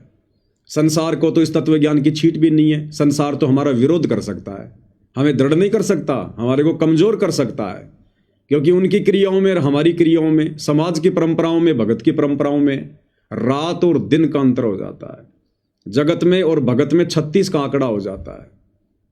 तो जगत तो कभी हमें हिम्मत दे ही नहीं सकता। तो भगवान के बाद यानी गुरु के बाद यदि भगत भाई बहनों को कोई हिम्मत देगा तो कौन देगा? गुरु का शिष्य देगा, गुरु भाई देगा, गुरु बहन देगी। तो विशेषकर हम भगत भाई बहनों ने जो हम सतगुरु रामपाल जी की शरण में हैं, अरे और भी नहीं तो कम से कम भगत भाई बहनों के साथ तो प्यार प्रेम से रहो। भगत भाई बहनों के साथ मिलके तो अपने भगवान की महिमा करो। लेकिन देखो वर्तमान में काल का कितना भयंकर दाव षड्यंत्र, जो सतलोक आश्रमों से जुड़े हुए भाई बहन हैं, गुरुदेव का परिवार है, सतगुरु को परमेश्वर के रूप में ना जानकर ना पहचान कर, और जिन आत्माओं ने सतगुरु को परमेश्वर के रूप में जान लिया, पहचान लिया, साथ संगति वालों ने, उनके साथ में देखो किस प्रकार से राग द्वेष ईर्ष्या मुकदमेबाजी मार पिटाई मन मुटाव। तो सोचो भाई और बहनों, बाकी संसार का क्या होगा जब गुरुदेव भगवान के पिछले 35 वर्षों के संघर्ष से, उस प्रयास के चलते अभी तक संगत में ही एक मत नहीं हो पा रहा, संगत में भी 2 भाग बन गए, 2 ग्रुप बन गए, 2 पार्ट बन गए।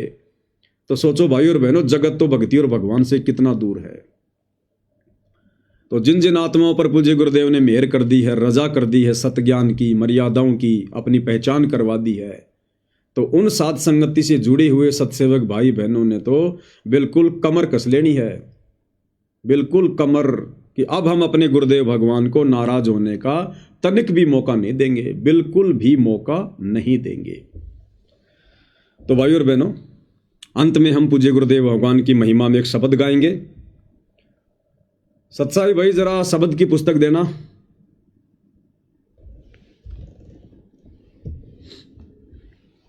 अंत में परमात्मा की महिमा में शब्द गाएंगे मालिक का।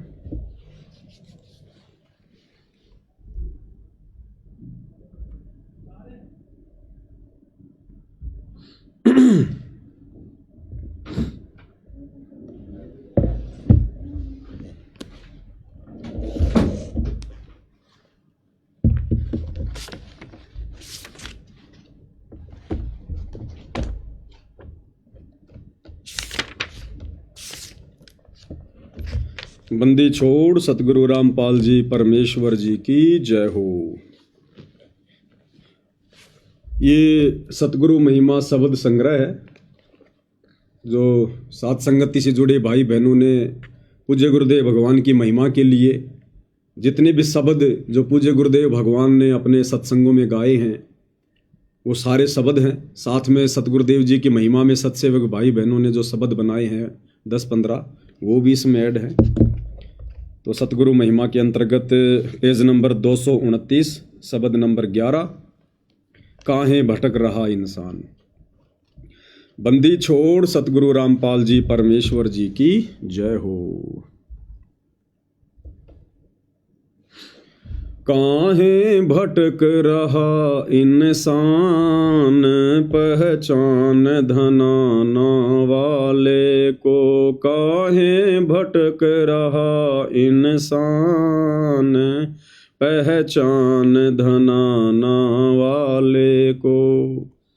कि भाई वो सारी सृष्टि का मालिक, अखिल ब्रह्मांडों का रचयिता, वो कबीर परमात्मा इस पृथ्वी पर आया हुआ है। हे नादान इंसान, क्यों भरम रहा है, क्यों भटक रहा है?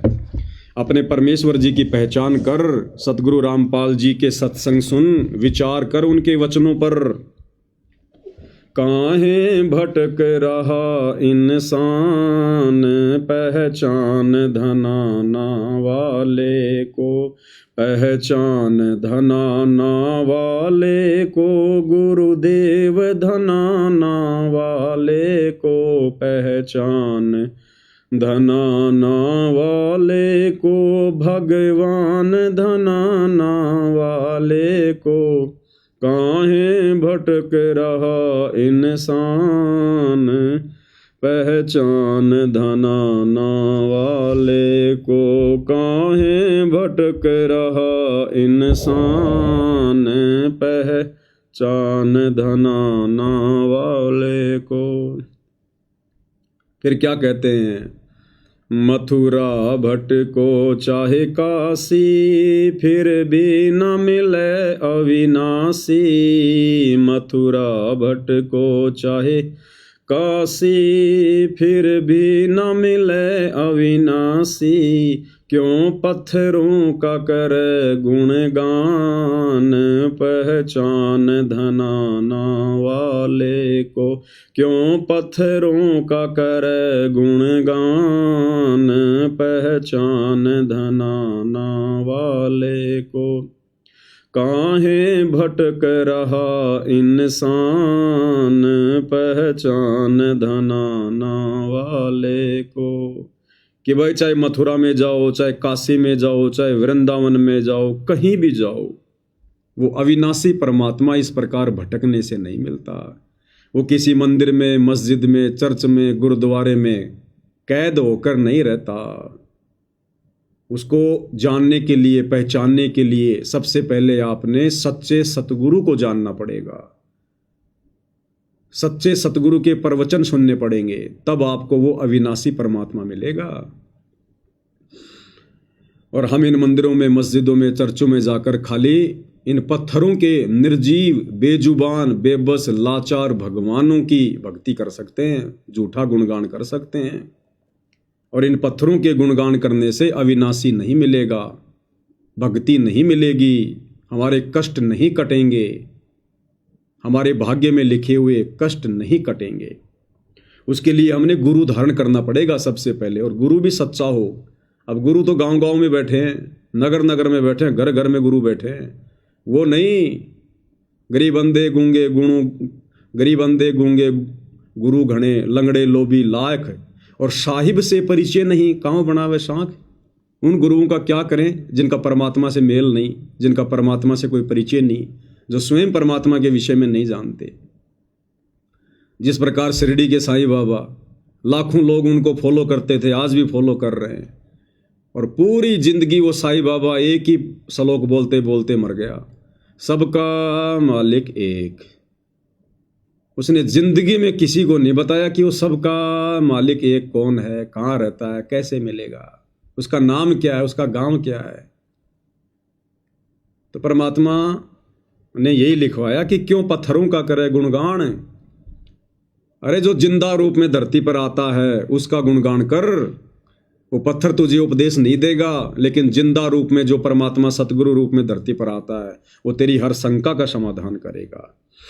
तो जितने भी आन उपासना करने वाले, देवी देवताओं की पूजा करने वाले, बहुत सारे इन धर्मों में बटे हुए भाई बहन, हिंदू, मुस्लिम, सिख, ईसाई, भाई हम सब एक परमात्मा के बच्चे हैं, हम सब जीव आत्मा हैं।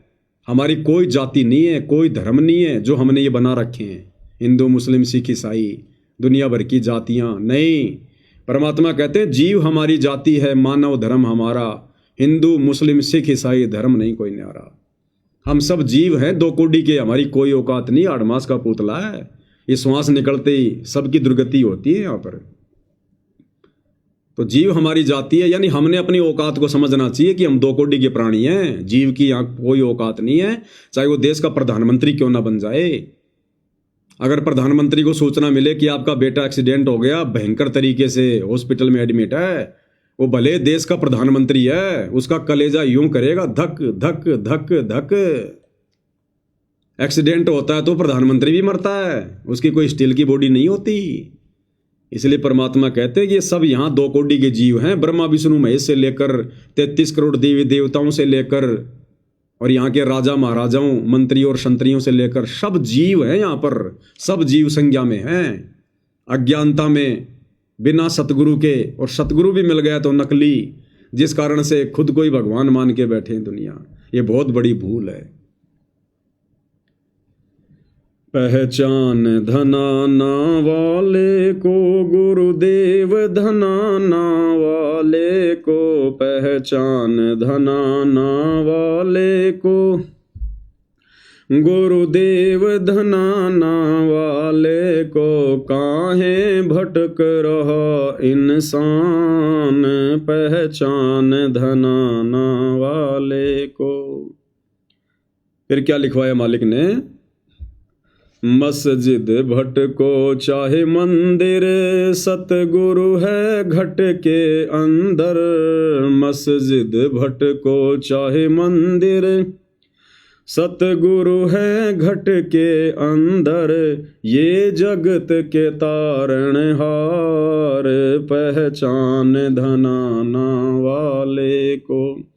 ये जगत के तारणहार, पहचान धनाना वाले को। भाई और बहनों, ये बार बार जो धनाना शब्द बोला जा रहा है, तो भगवान कोई धनाना में नहीं बैठा हुआ है। कोई ये समझ ले भाई जो सतलोक आश्रम वालों ने धनाना आश्रम खोल दिया, बस वहां जाने से भगवान मिलेगा। नहीं, वो कबीर परमात्मा 8 सितंबर 1951 को इस भारत की पवित्र भूमि पर हरियाणा के धनाना गांव में प्रकट हुए हैं। एक लीला की है परमात्मा ने, मुंह बोले माता पिता बनाकर प्रकट होने की। इसलिए धनाना शब्द का प्रयोग किया जाता है। केवल उस धरती के लिए उस गांव का नाम लिया जाता है। बाकी धनाना गांव में जाकर चाहे तुम मकान बना के रह लेना, ऐसे परमात्मा नहीं मिलता। उस सतलोक आश्रम धनाना में जाके चाहे तुम शरीर छोड़ देना, ऐसे परमात्मा नहीं मिलता। वो धनाना में आए हुए परमात्मा से वो वर्तमान में चाहे कहीं बैठा हो, देश के किसी भी कोने में, दुनिया के किसी भी कोने में, उनसे सत उपदेश लेकर उनको अपना गुरु धारण करके और जो मर्यादा भक्ति उन्होंने बताई है वो आजीवन, चाहे तुम अमेरिका में बैठ के कर लो, चाहे जापान में कर लो, चाहे हिंदुस्तान में कर लो, चाहे अपने घर पे कर लो, उस मर्यादित भक्ति से उनको सतगुरु धारण करके फिर आत्मा का कल्याण होगा, फिर मोक्ष होगा। तो कहते हैं मस्जिद भटको चाहे मंदिर, सतगुरु है घट के अंदर। यानी वो सतगुरु हमें सतनाम देगा, सच्चा नाम देगा। श्वास सांस से हमने उसका सुमरण करना पड़ेगा। तो वो परमात्मा हमारे घट में बैठा हुआ है, खाली उसको पहचानने की जरूरत है। परमात्मा कहते हैं स्वर्ग सात आसमान पर भटकत है मन मूड, और खालिक तो खोया नहीं इसी महल में ढूंढ। महल यानी शरीर, इसी शरीर से परमात्मा पाया जाएगा सतनाम के जाप से, श्वास सांस के उस जाप से।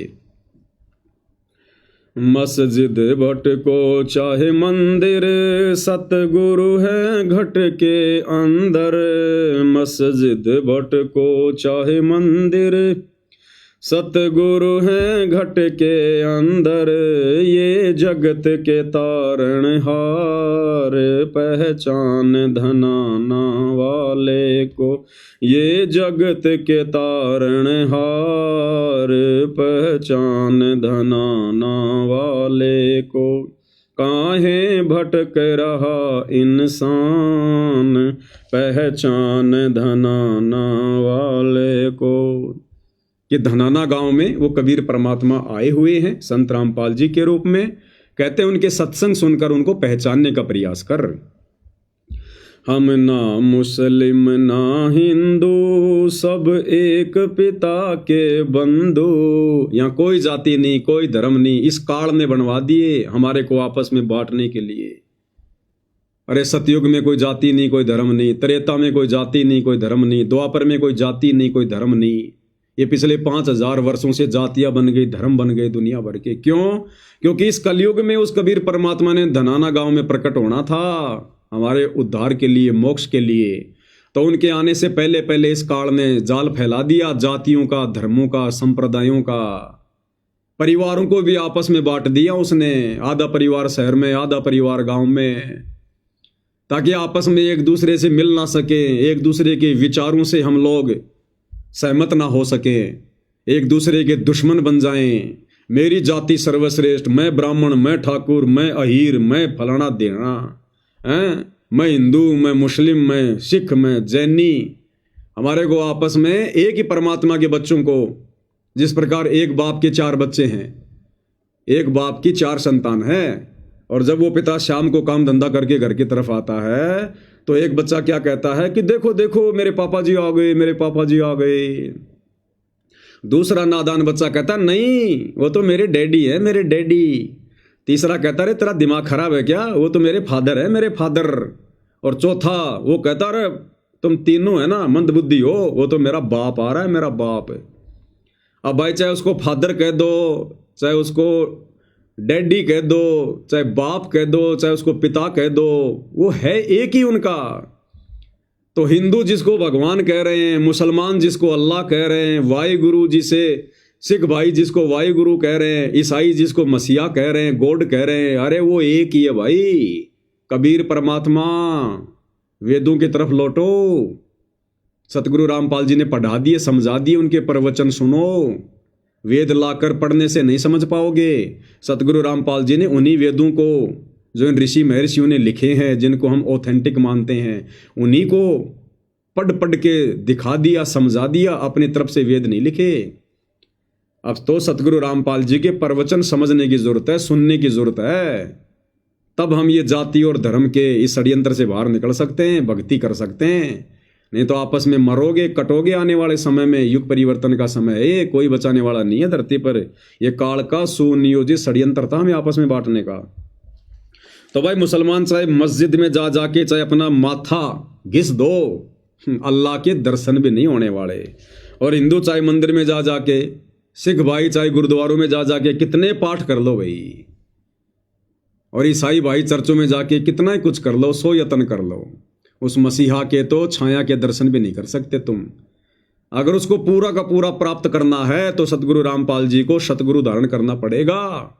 ये स्वयं ही वो अल्लाह है, मसीहा है, वाहिगुरु है, गॉड है, भगवान है। लेकिन ऐसे समझ में नहीं आएगा ये, उसके लिए इनके सत्संग सुनने पड़ेंगे, ज्ञान से परिचित होना पड़ेगा। फिर देखना तुम्हारे को स्पष्ट रूप से प्रत्यक्ष में भगवान खड़ा दिखाई देगा। भगवान है। हम ना मुस्लिम ना हिंदू, सब एक पिता के बंधु। हम ना मुस्लिम ना हिंदू, सब एक पिता के बंधु। छोड़ के जाति धर्म अभिमान, पहचान धनाना वाले को। छोड़ के जाति धर्म अभिमान, पहचान धनाना वाले को। काहे भटक रहा इंसान, पहचान धनाना वाले को। भाई यहाँ चाहे कोई ब्राह्मण हो, चाहे कोई ठाकुर हो, चाहे कोई क्षत्रिय हो, चाहे कोई वैश्य हो, चाहे कोई शूद्र हो, चाहे कोई हिंदू हो, चाहे मुसलमान हो, चाहे देश का राजा हो, चाहे राष्ट्रपति हो, जिसने सतगुरु रामपाल जी को वर्तमान में सतगुरु धारण करके ये सतभक्ति नहीं की, अंत में यम के दूत उसको नंगा करके घसीटते हुए लेकर जाएंगे, घसीटते हुए। दूसरा कोई तरीका नहीं है बचाव का। भाई जप कर ले, चाहे तप कर ले, चाहे जल गंगा से भर ले। ये राधे राधे करने वाले, हरे राम हरे कृष्णा करने वाले, कोथड़ी में हाथ दे के मंत्र जाप करने वाले, भाई जप कर ले, चाहे तप कर ले। और तप ये पैदल यात्रा करने वाले, कभी खाटू श्याम जी की, कभी मेहंदीपुर के बालाजी की, कभी तिरुपति बालाजी की, कभी रामदेव जी की, हैं, कभी कावड़ लाने जाएंगे, पैदल जाएंगे, पैदल आएंगे।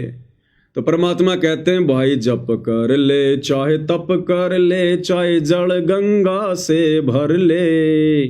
चाहे जप कर ले, चाहे तप कर ले, चाहे जल गंगा से भर ले। तेरे सर लटके तलवार पहचान धनाना वाले को, तेरे सर लटके तलवार पहचान धनाना वाले को। एकमात्र सतगुरु रामपाल जी के द्वारा दी गई भक्ति को ना करके, चाहे दुनिया के किसी भी महाराज से, शंकराचार्य से नाम उपदेश लेकर, सुमरण लेकर कितना जप कर ले, कितना तप कर ले, कितनी कावड़ लिया मेरे भाई, कितनी पैदल यात्रा कर ले, तुम सबके सिर पर कालबली बैठा है, उसकी तलवार लटक रही है कच्चे धागे से। यानी हमारे भाग्य में, हमारे संस्कार में, हमारी किस्मत में, हमारे इस प्रारब्ध में इस प्रकार की आधी अधूरी भक्ति करने के चलते कोई किसी प्रकार का चेंजमेंट नहीं हो सकता।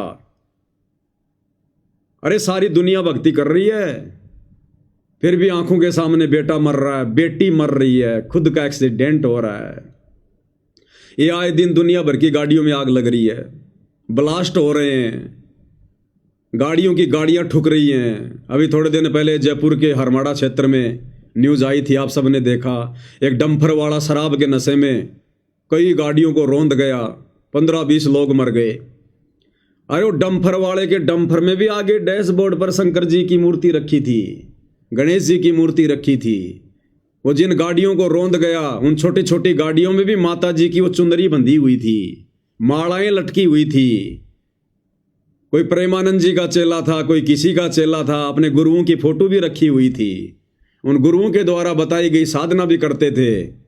लेकिन भाई वो जो तलवार सर पे लटक रही थी ना, वो तो समय आने पर चली चली, ना वो गुरु बचा पाया, ना वो शंकर जी बचा पाया, ना वो माला बचा पाई। ये बचाव होगा केवल सतगुरु रामपाल जी परमेश्वर जी की शरण में आकर, जो भक्ति उन्होंने दी है उसको आजीवन मर्यादा में रहकर करते रहने से। फिर ये परमात्मा मृत्यु को टाल देगा। जम जोरा जासे डरे, मिटे कर्म के लेख, अदली असल कबीर है कुल का सतगुरु एक।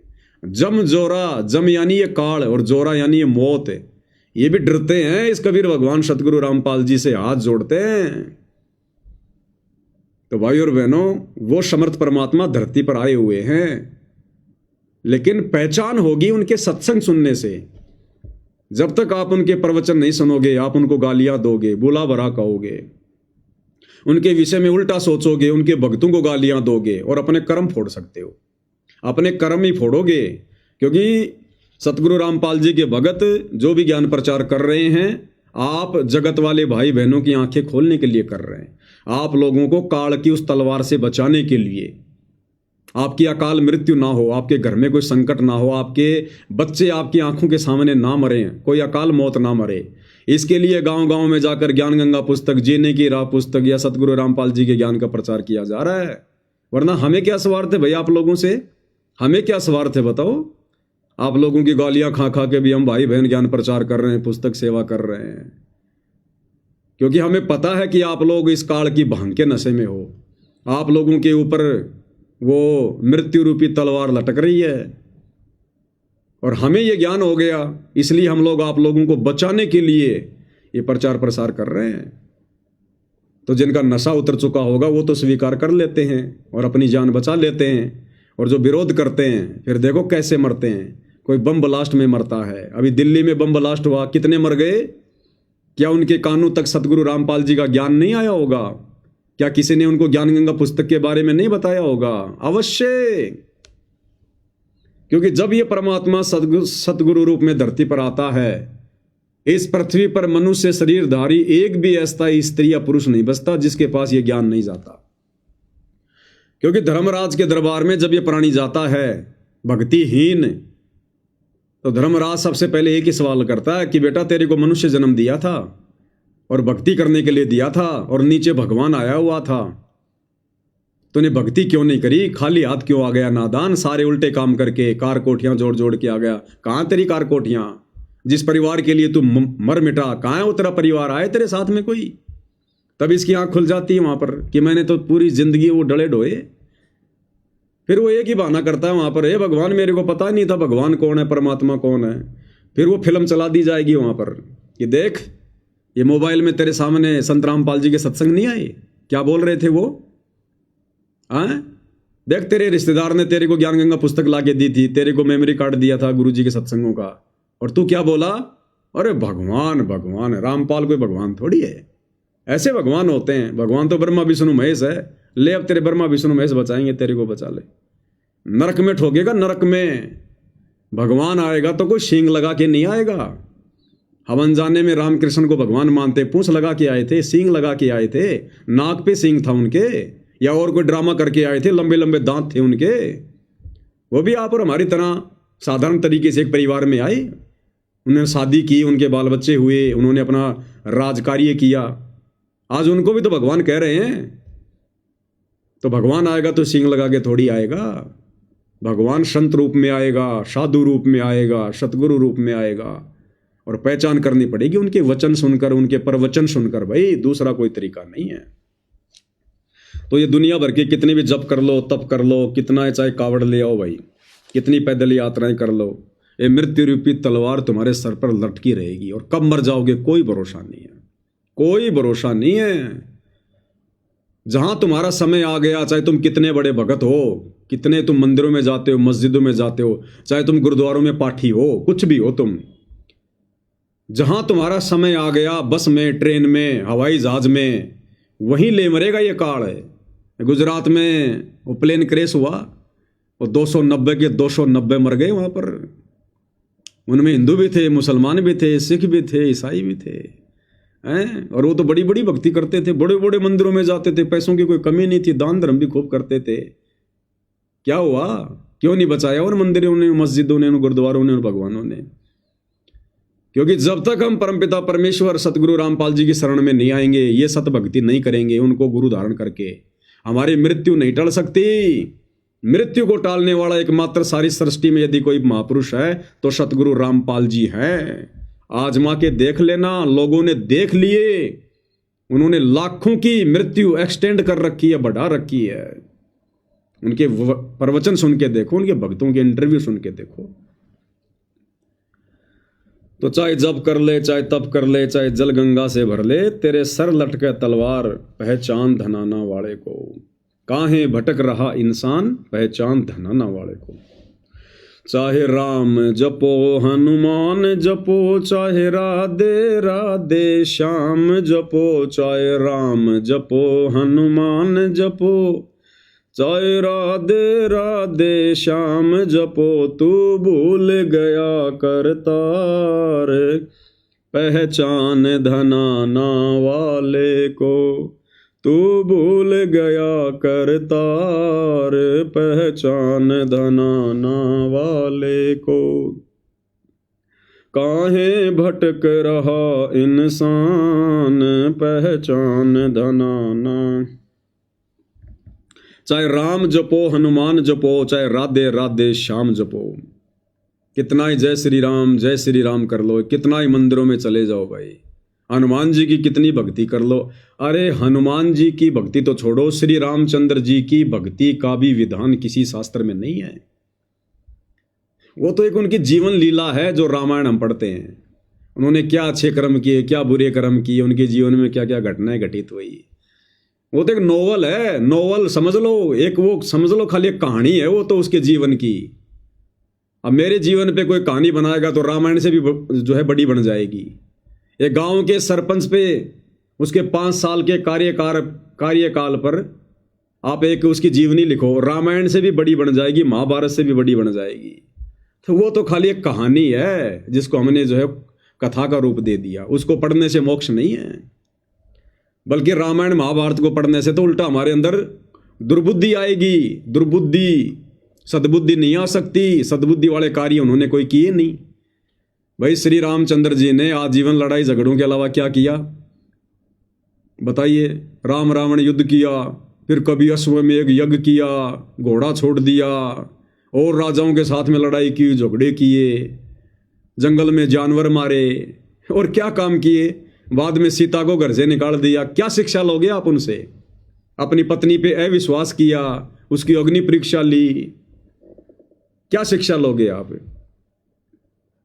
महाभारत को देख लो आप, भाई बंटवारे को लेकर आपस में लड़ाई झगड़ा, मार पिटाई, दुनिया मरवा दी, करोड़ों लोग मरवा दिए। वो जमीन यहीं पड़ी है और वो नरक में पड़े हैं। क्या शिक्षा मिलेगी हमें इनसे? श्री कृष्ण जी की श्री कृष्ण लीला को पढ़ के, सुख सागर को पढ़ के क्या शिक्षा मिलेगी? गोपियां नदी में नहा रही है, श्री कृष्ण जी उनके कपड़े लेकर पेड़ पर बैठ गए। गोपियां कह रही हमारे कपड़े दो, हम नंगी है, हमें शर्म आती है। श्री कृष्ण जी कह रहे हैं नहीं नहीं, नंगी आओ फिर कपड़े लो। वो बेचारी अपने जो है गुप्तांगों के ऊपर हाथ रख के शर्म के मारे बाहर आ रही हैं। फिर श्री कृष्ण जी उनको कपड़े दे रहे हैं। अरे ये कथाएं सुनेंगे तो हमारे अंदर विषय वासना की आग और भड़केगी। ये तो कामसूत्र की कथाएं हैं, कामसूत्र की। इनसे कोई जीवन परिवर्तित थोड़ी होगा।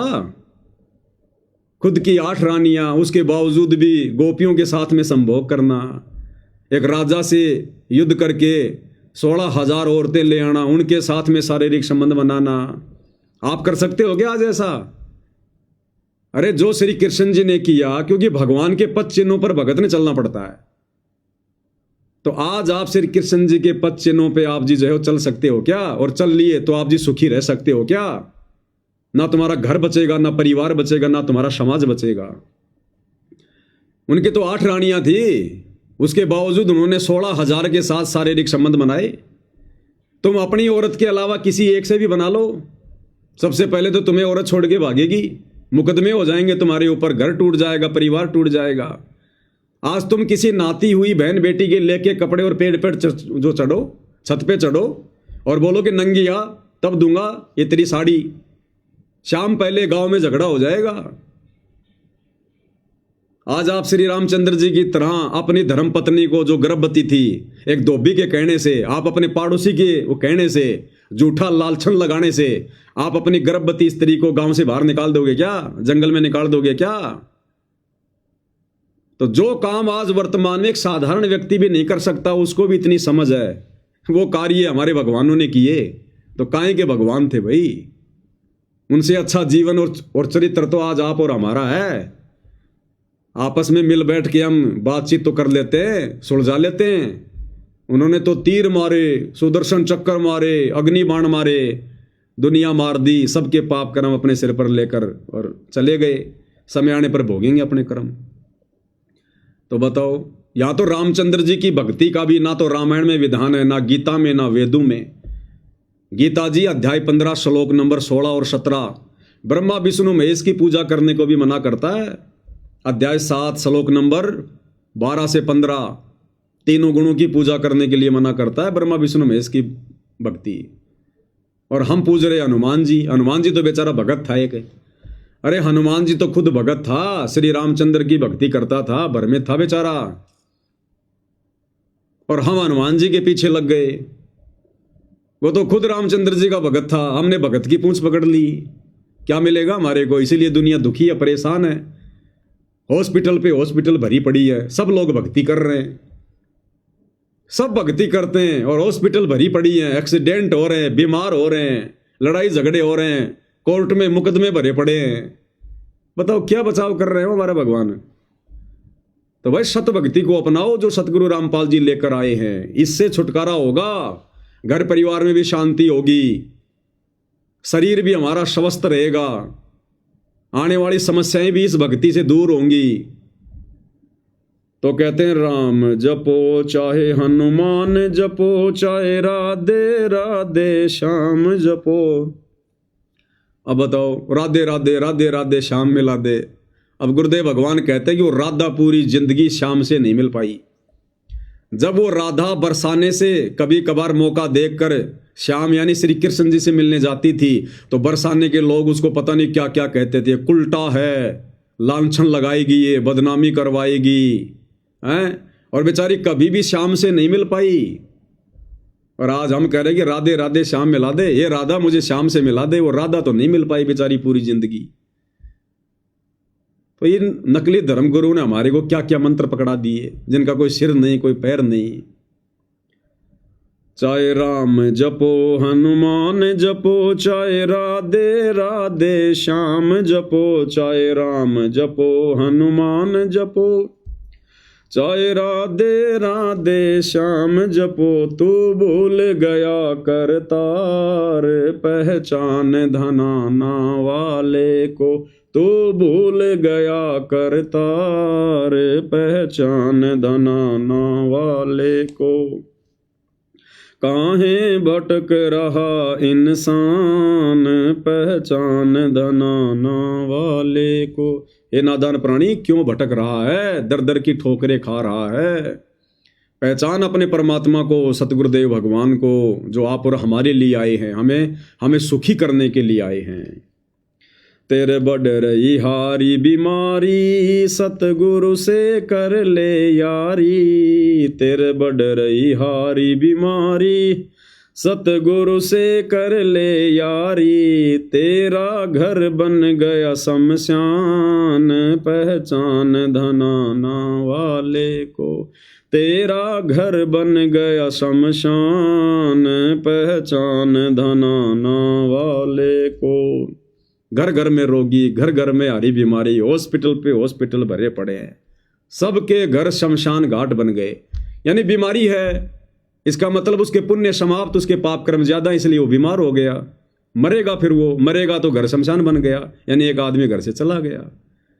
तो कहते हैं सतगुरु से यारी कर ले, यानी सतगुरु के सत्संग सुन, विचार कर, उनसे नाम दीक्षा ले, उपदेश ले, और जो भक्ति सतगुरु सतलोक से लेकर आया है वो सत भक्ति कर जो शास्त्रों के अनुसार है। फिर देख परमेश्वर कैसे हरे भरे पौधे की तरह तेरे परिवार को ना कर दे। तो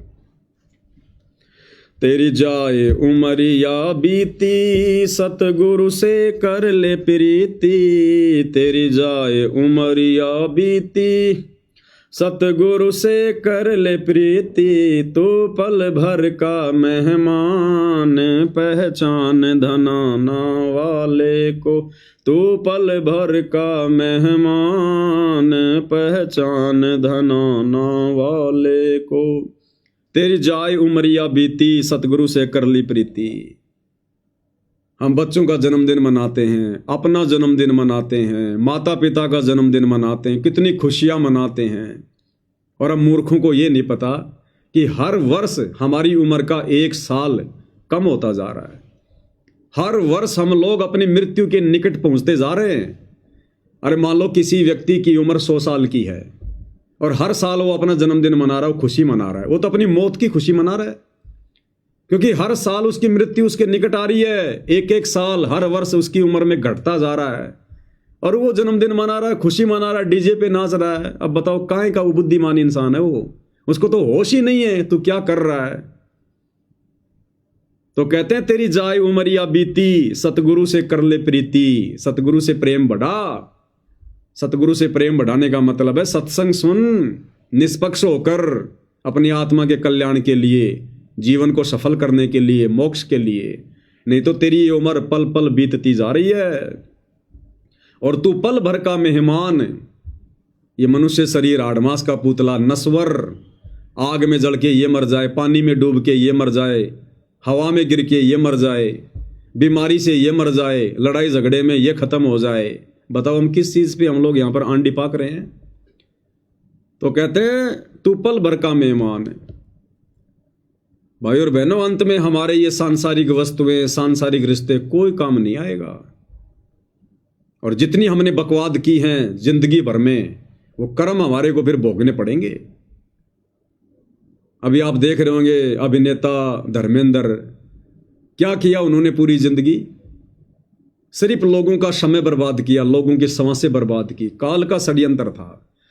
ये जितने भी जो फिल्म स्टार हैं, ये क्रिकेटर हैं, इनको काल स्पेशल तौर पर भेजता है, स्पेशल तौर पर लोगों का समय बर्बाद करवाने के लिए, श्वासें बर्बाद करवाने के लिए। ये सतयुग में, त्रेता द्वापर में, आज से 100 साल पहले ये फिल्में नहीं थी, ये सिनेमा हॉल नहीं थे। ये काल ने इसी 100 साल के अंदर अंदर सारी बकवादी शुरू करवाई है, विज्ञान के माध्यम से, टेक्नोलॉजी के माध्यम से। क्योंकि परमात्मा ने इसी समय तो धरती पर आना था। काल को भी इस बात का पता था कि इन आत्माओं को मेरे जाल से निकाल कर ज्ञान देकर सतलोक लेकर जाएगा सतगुरु। उससे पहले पहले मैं इन आत्माओं की श्वासें बर्बाद करवा दूं, समय बर्बाद करवा दूं, इनका मन मैला कर दूं। इनको गंदगी में संदूं। और ये स्पेशल तौर पर काल ने जितने भी ये हीरो हैं, जिनको हम हीरो कहते हैं, एक्टर कहते हैं, ये काल के दूत हैं सारे के सारे। सबसे ज्यादा गंदगी इस बॉलीवुड ने समाज में फैलाई है, सबसे ज्यादा गंदगी। ये नग्नपना, बेहया, बेशर्मी, लड़का लड़की का भाग जाना, छोटे बड़े की कोई इज्जत नहीं, ये पहनावा, खान पान, दिखावा, ये सब इस बॉलीवुड की देन है। ये सब काल के एजेंट हैं जितने भी हैं, छोटे से बड़ा। अब क्या बीत रही है उस भाई के साथ, हॉस्पिटल में पड़ा है बंबई में, अंतिम श्वासें गिन रहा है वो धर्मेंद्र, जिसने पूरी जिंदगी लोगों की श्वासें बर्बाद की। बना बना के 3-3 घंटे की फिल्में, उनमें बकवाद, प्यार प्रेम की बातें, विषय वासनाओं की बातें, लड़ाई झगड़े, मार पिटाई। क्या शिक्षा दिया समाज को? खुद का जीवन बर्बाद कर गया और पीछे पीछे पूरी दुनिया की श्वासें बर्बाद कर गया। एक एक श्वास की कीमत है। परमात्मा कहते, कहता हूं कहीं जात हूं, कहूं बजाकर ढोल। एक श्वास भी जो बिना नाम के खाली जात है, वो 3 लोक का मोल। इतनी कीमत है इन श्वासों की। और हम लोग उनकी फिल्मों के चक्करों में हजारों श्वासें बर्बाद कर देते हैं 3 घंटे में, सिनेमा हॉल में बैठकर, टीवी के आगे बैठकर। तो खुद वो भाई पाप कर्मों की मालगाड़ी भर के ले जाएगा, पाप कर्मों की मालगाड़ी सीधा 84 लाख योनियों में ठोकेगा काल। शुभ कर्म तो कोई किया नहीं उन्होंने। क्या शुभ कर्म करते हैं ये फिल्म स्टार, सिवाय बकवादों के? इनके खुद के अंदर कितनी विषय वासना, कितने विकार भरे होते हैं। पूरी जिंदगी ये क्या करते हैं ये?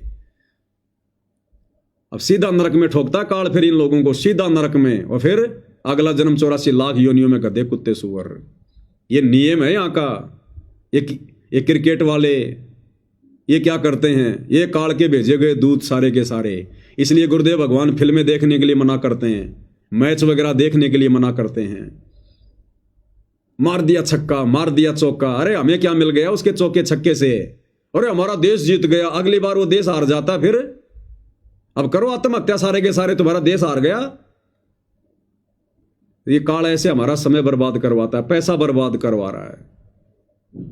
2 कोटी के जीवों को काल ने हीरो बना दिया है। मैं उसका फैन हूं, माता पिता का फैन कोई नहीं है। वो फला फला मेरा हीरो है।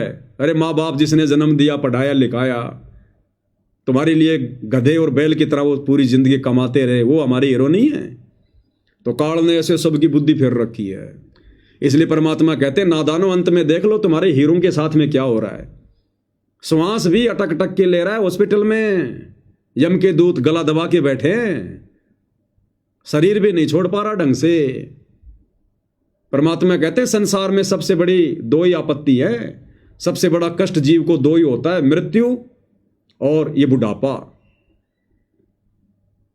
तो सोचो हमारे हीरों के साथ में ये बन रही है। उन हीरों के पीछे उनके फैन बनकर घूमने वाले हम जैसे लोगों का क्या होगा? अगर सतगुरु की शरण में आकर सत भक्ति नहीं की तो, इन भगवानों को नहीं छोड़ा तो। इसलिए परमात्मा कहते हैं, तेरी जाए उमरिया बीती, सतगुरु से कर ले प्रीति।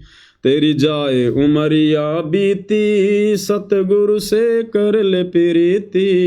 तू पल भर का मेहमान, पहचान धनाना वाले को। तू पल भर का मेहमान, पहचान धनाना वाले को। काहे भटक रहा इंसान, पहचान धनाना वाले को। थारी साध संगत कर पूजा, मारा और नहीं कोई दूजा।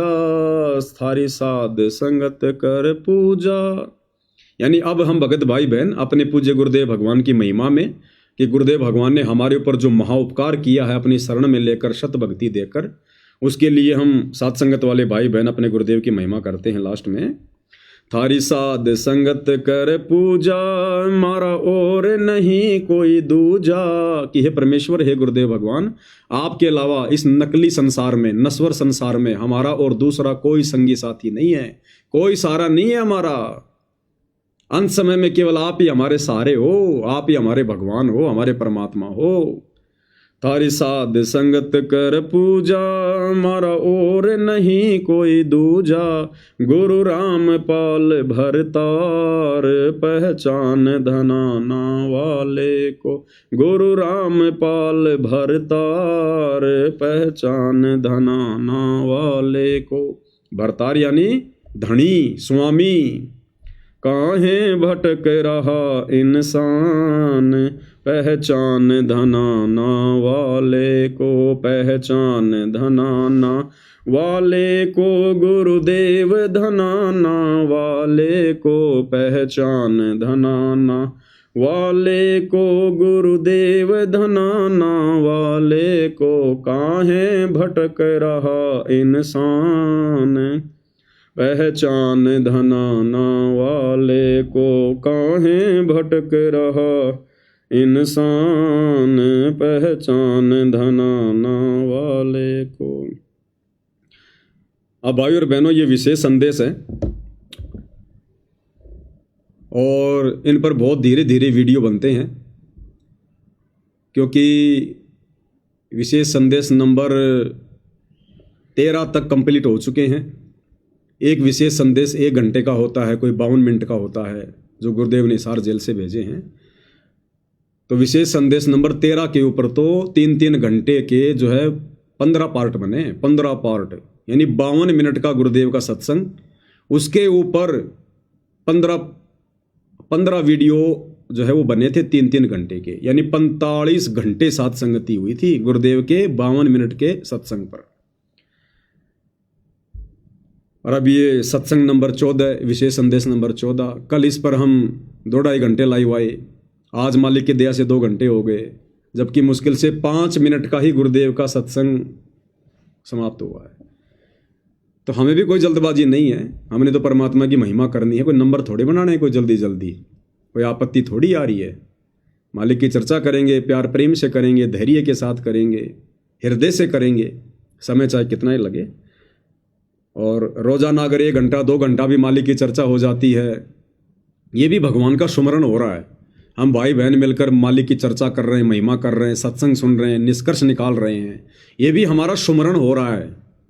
ये भी एक परमात्मा का जो है वो सत्संग ही है, परमात्मा की याद जो है वो तरोताज़ा हो रही है, मालिक की महिमा हो रही है। ये भी भक्ति का एक अंग है, एक पार्ट है, क्योंकि गुरुदेव कहते हैं साध संगत हरि भक्ति बिन कोई न उतरे पार, निर्मल आदि अनादि है गंदा सब संसार।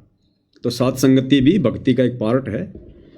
और यदि हमने निष्पक्ष होकर, राग द्वेष को छोड़कर, यदि हमने कुछ सार ग्रहण किया, ये नहीं सोचना कि यार ये भगत होके क्यों इतना बोल रहा है, ये भगत होके क्या ज्ञान छांट रहा है, ये तो होती है मूर्खों की बात, अज्ञानियों की बात है।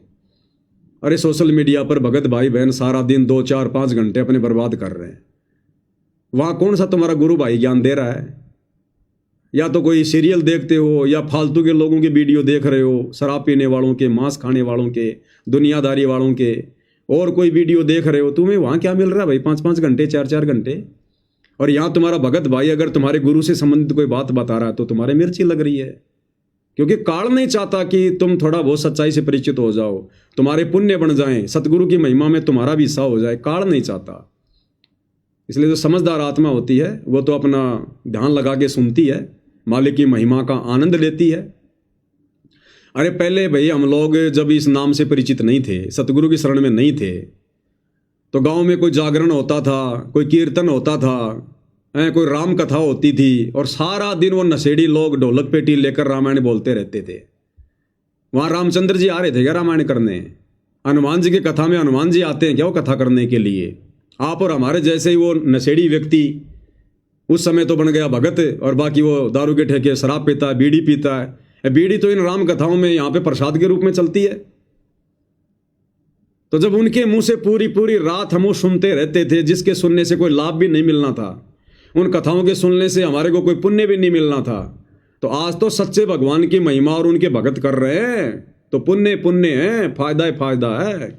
लेकिन काल उन आत्माओं को नहीं सुनने देगा जो आत्माएं अभी काल प्रेरित हैं, काल का जिनके ऊपर पहरा है, जो पूर्णतया सतगुरु की शरण में नहीं आ पाए हैं। यानी नाम लेकर भी जो ज्ञान से अच्छे से परिचित नहीं होगा वो सतगुरु की शरण में नहीं माना जाता है। तो भाई और बहनों, ये तो देखो सबके अपने अपने विचार हैं, ये तो चलते रहेंगे। आप और हमने क्या करना है उस पर हमने ध्यान देना है। तो पूज्य गुरुदेव भगवान के आशीर्वाद से आज की साथ संगति में केवल इतना ही। गुरुदेव हम सबका मार्गदर्शन करें, हमें सुसंगति से जोड़े रखें, हमें आशीर्वाद दें। बंदी छोड़ सतगुरु रामपाल जी परमेश्वर जी की जय हो।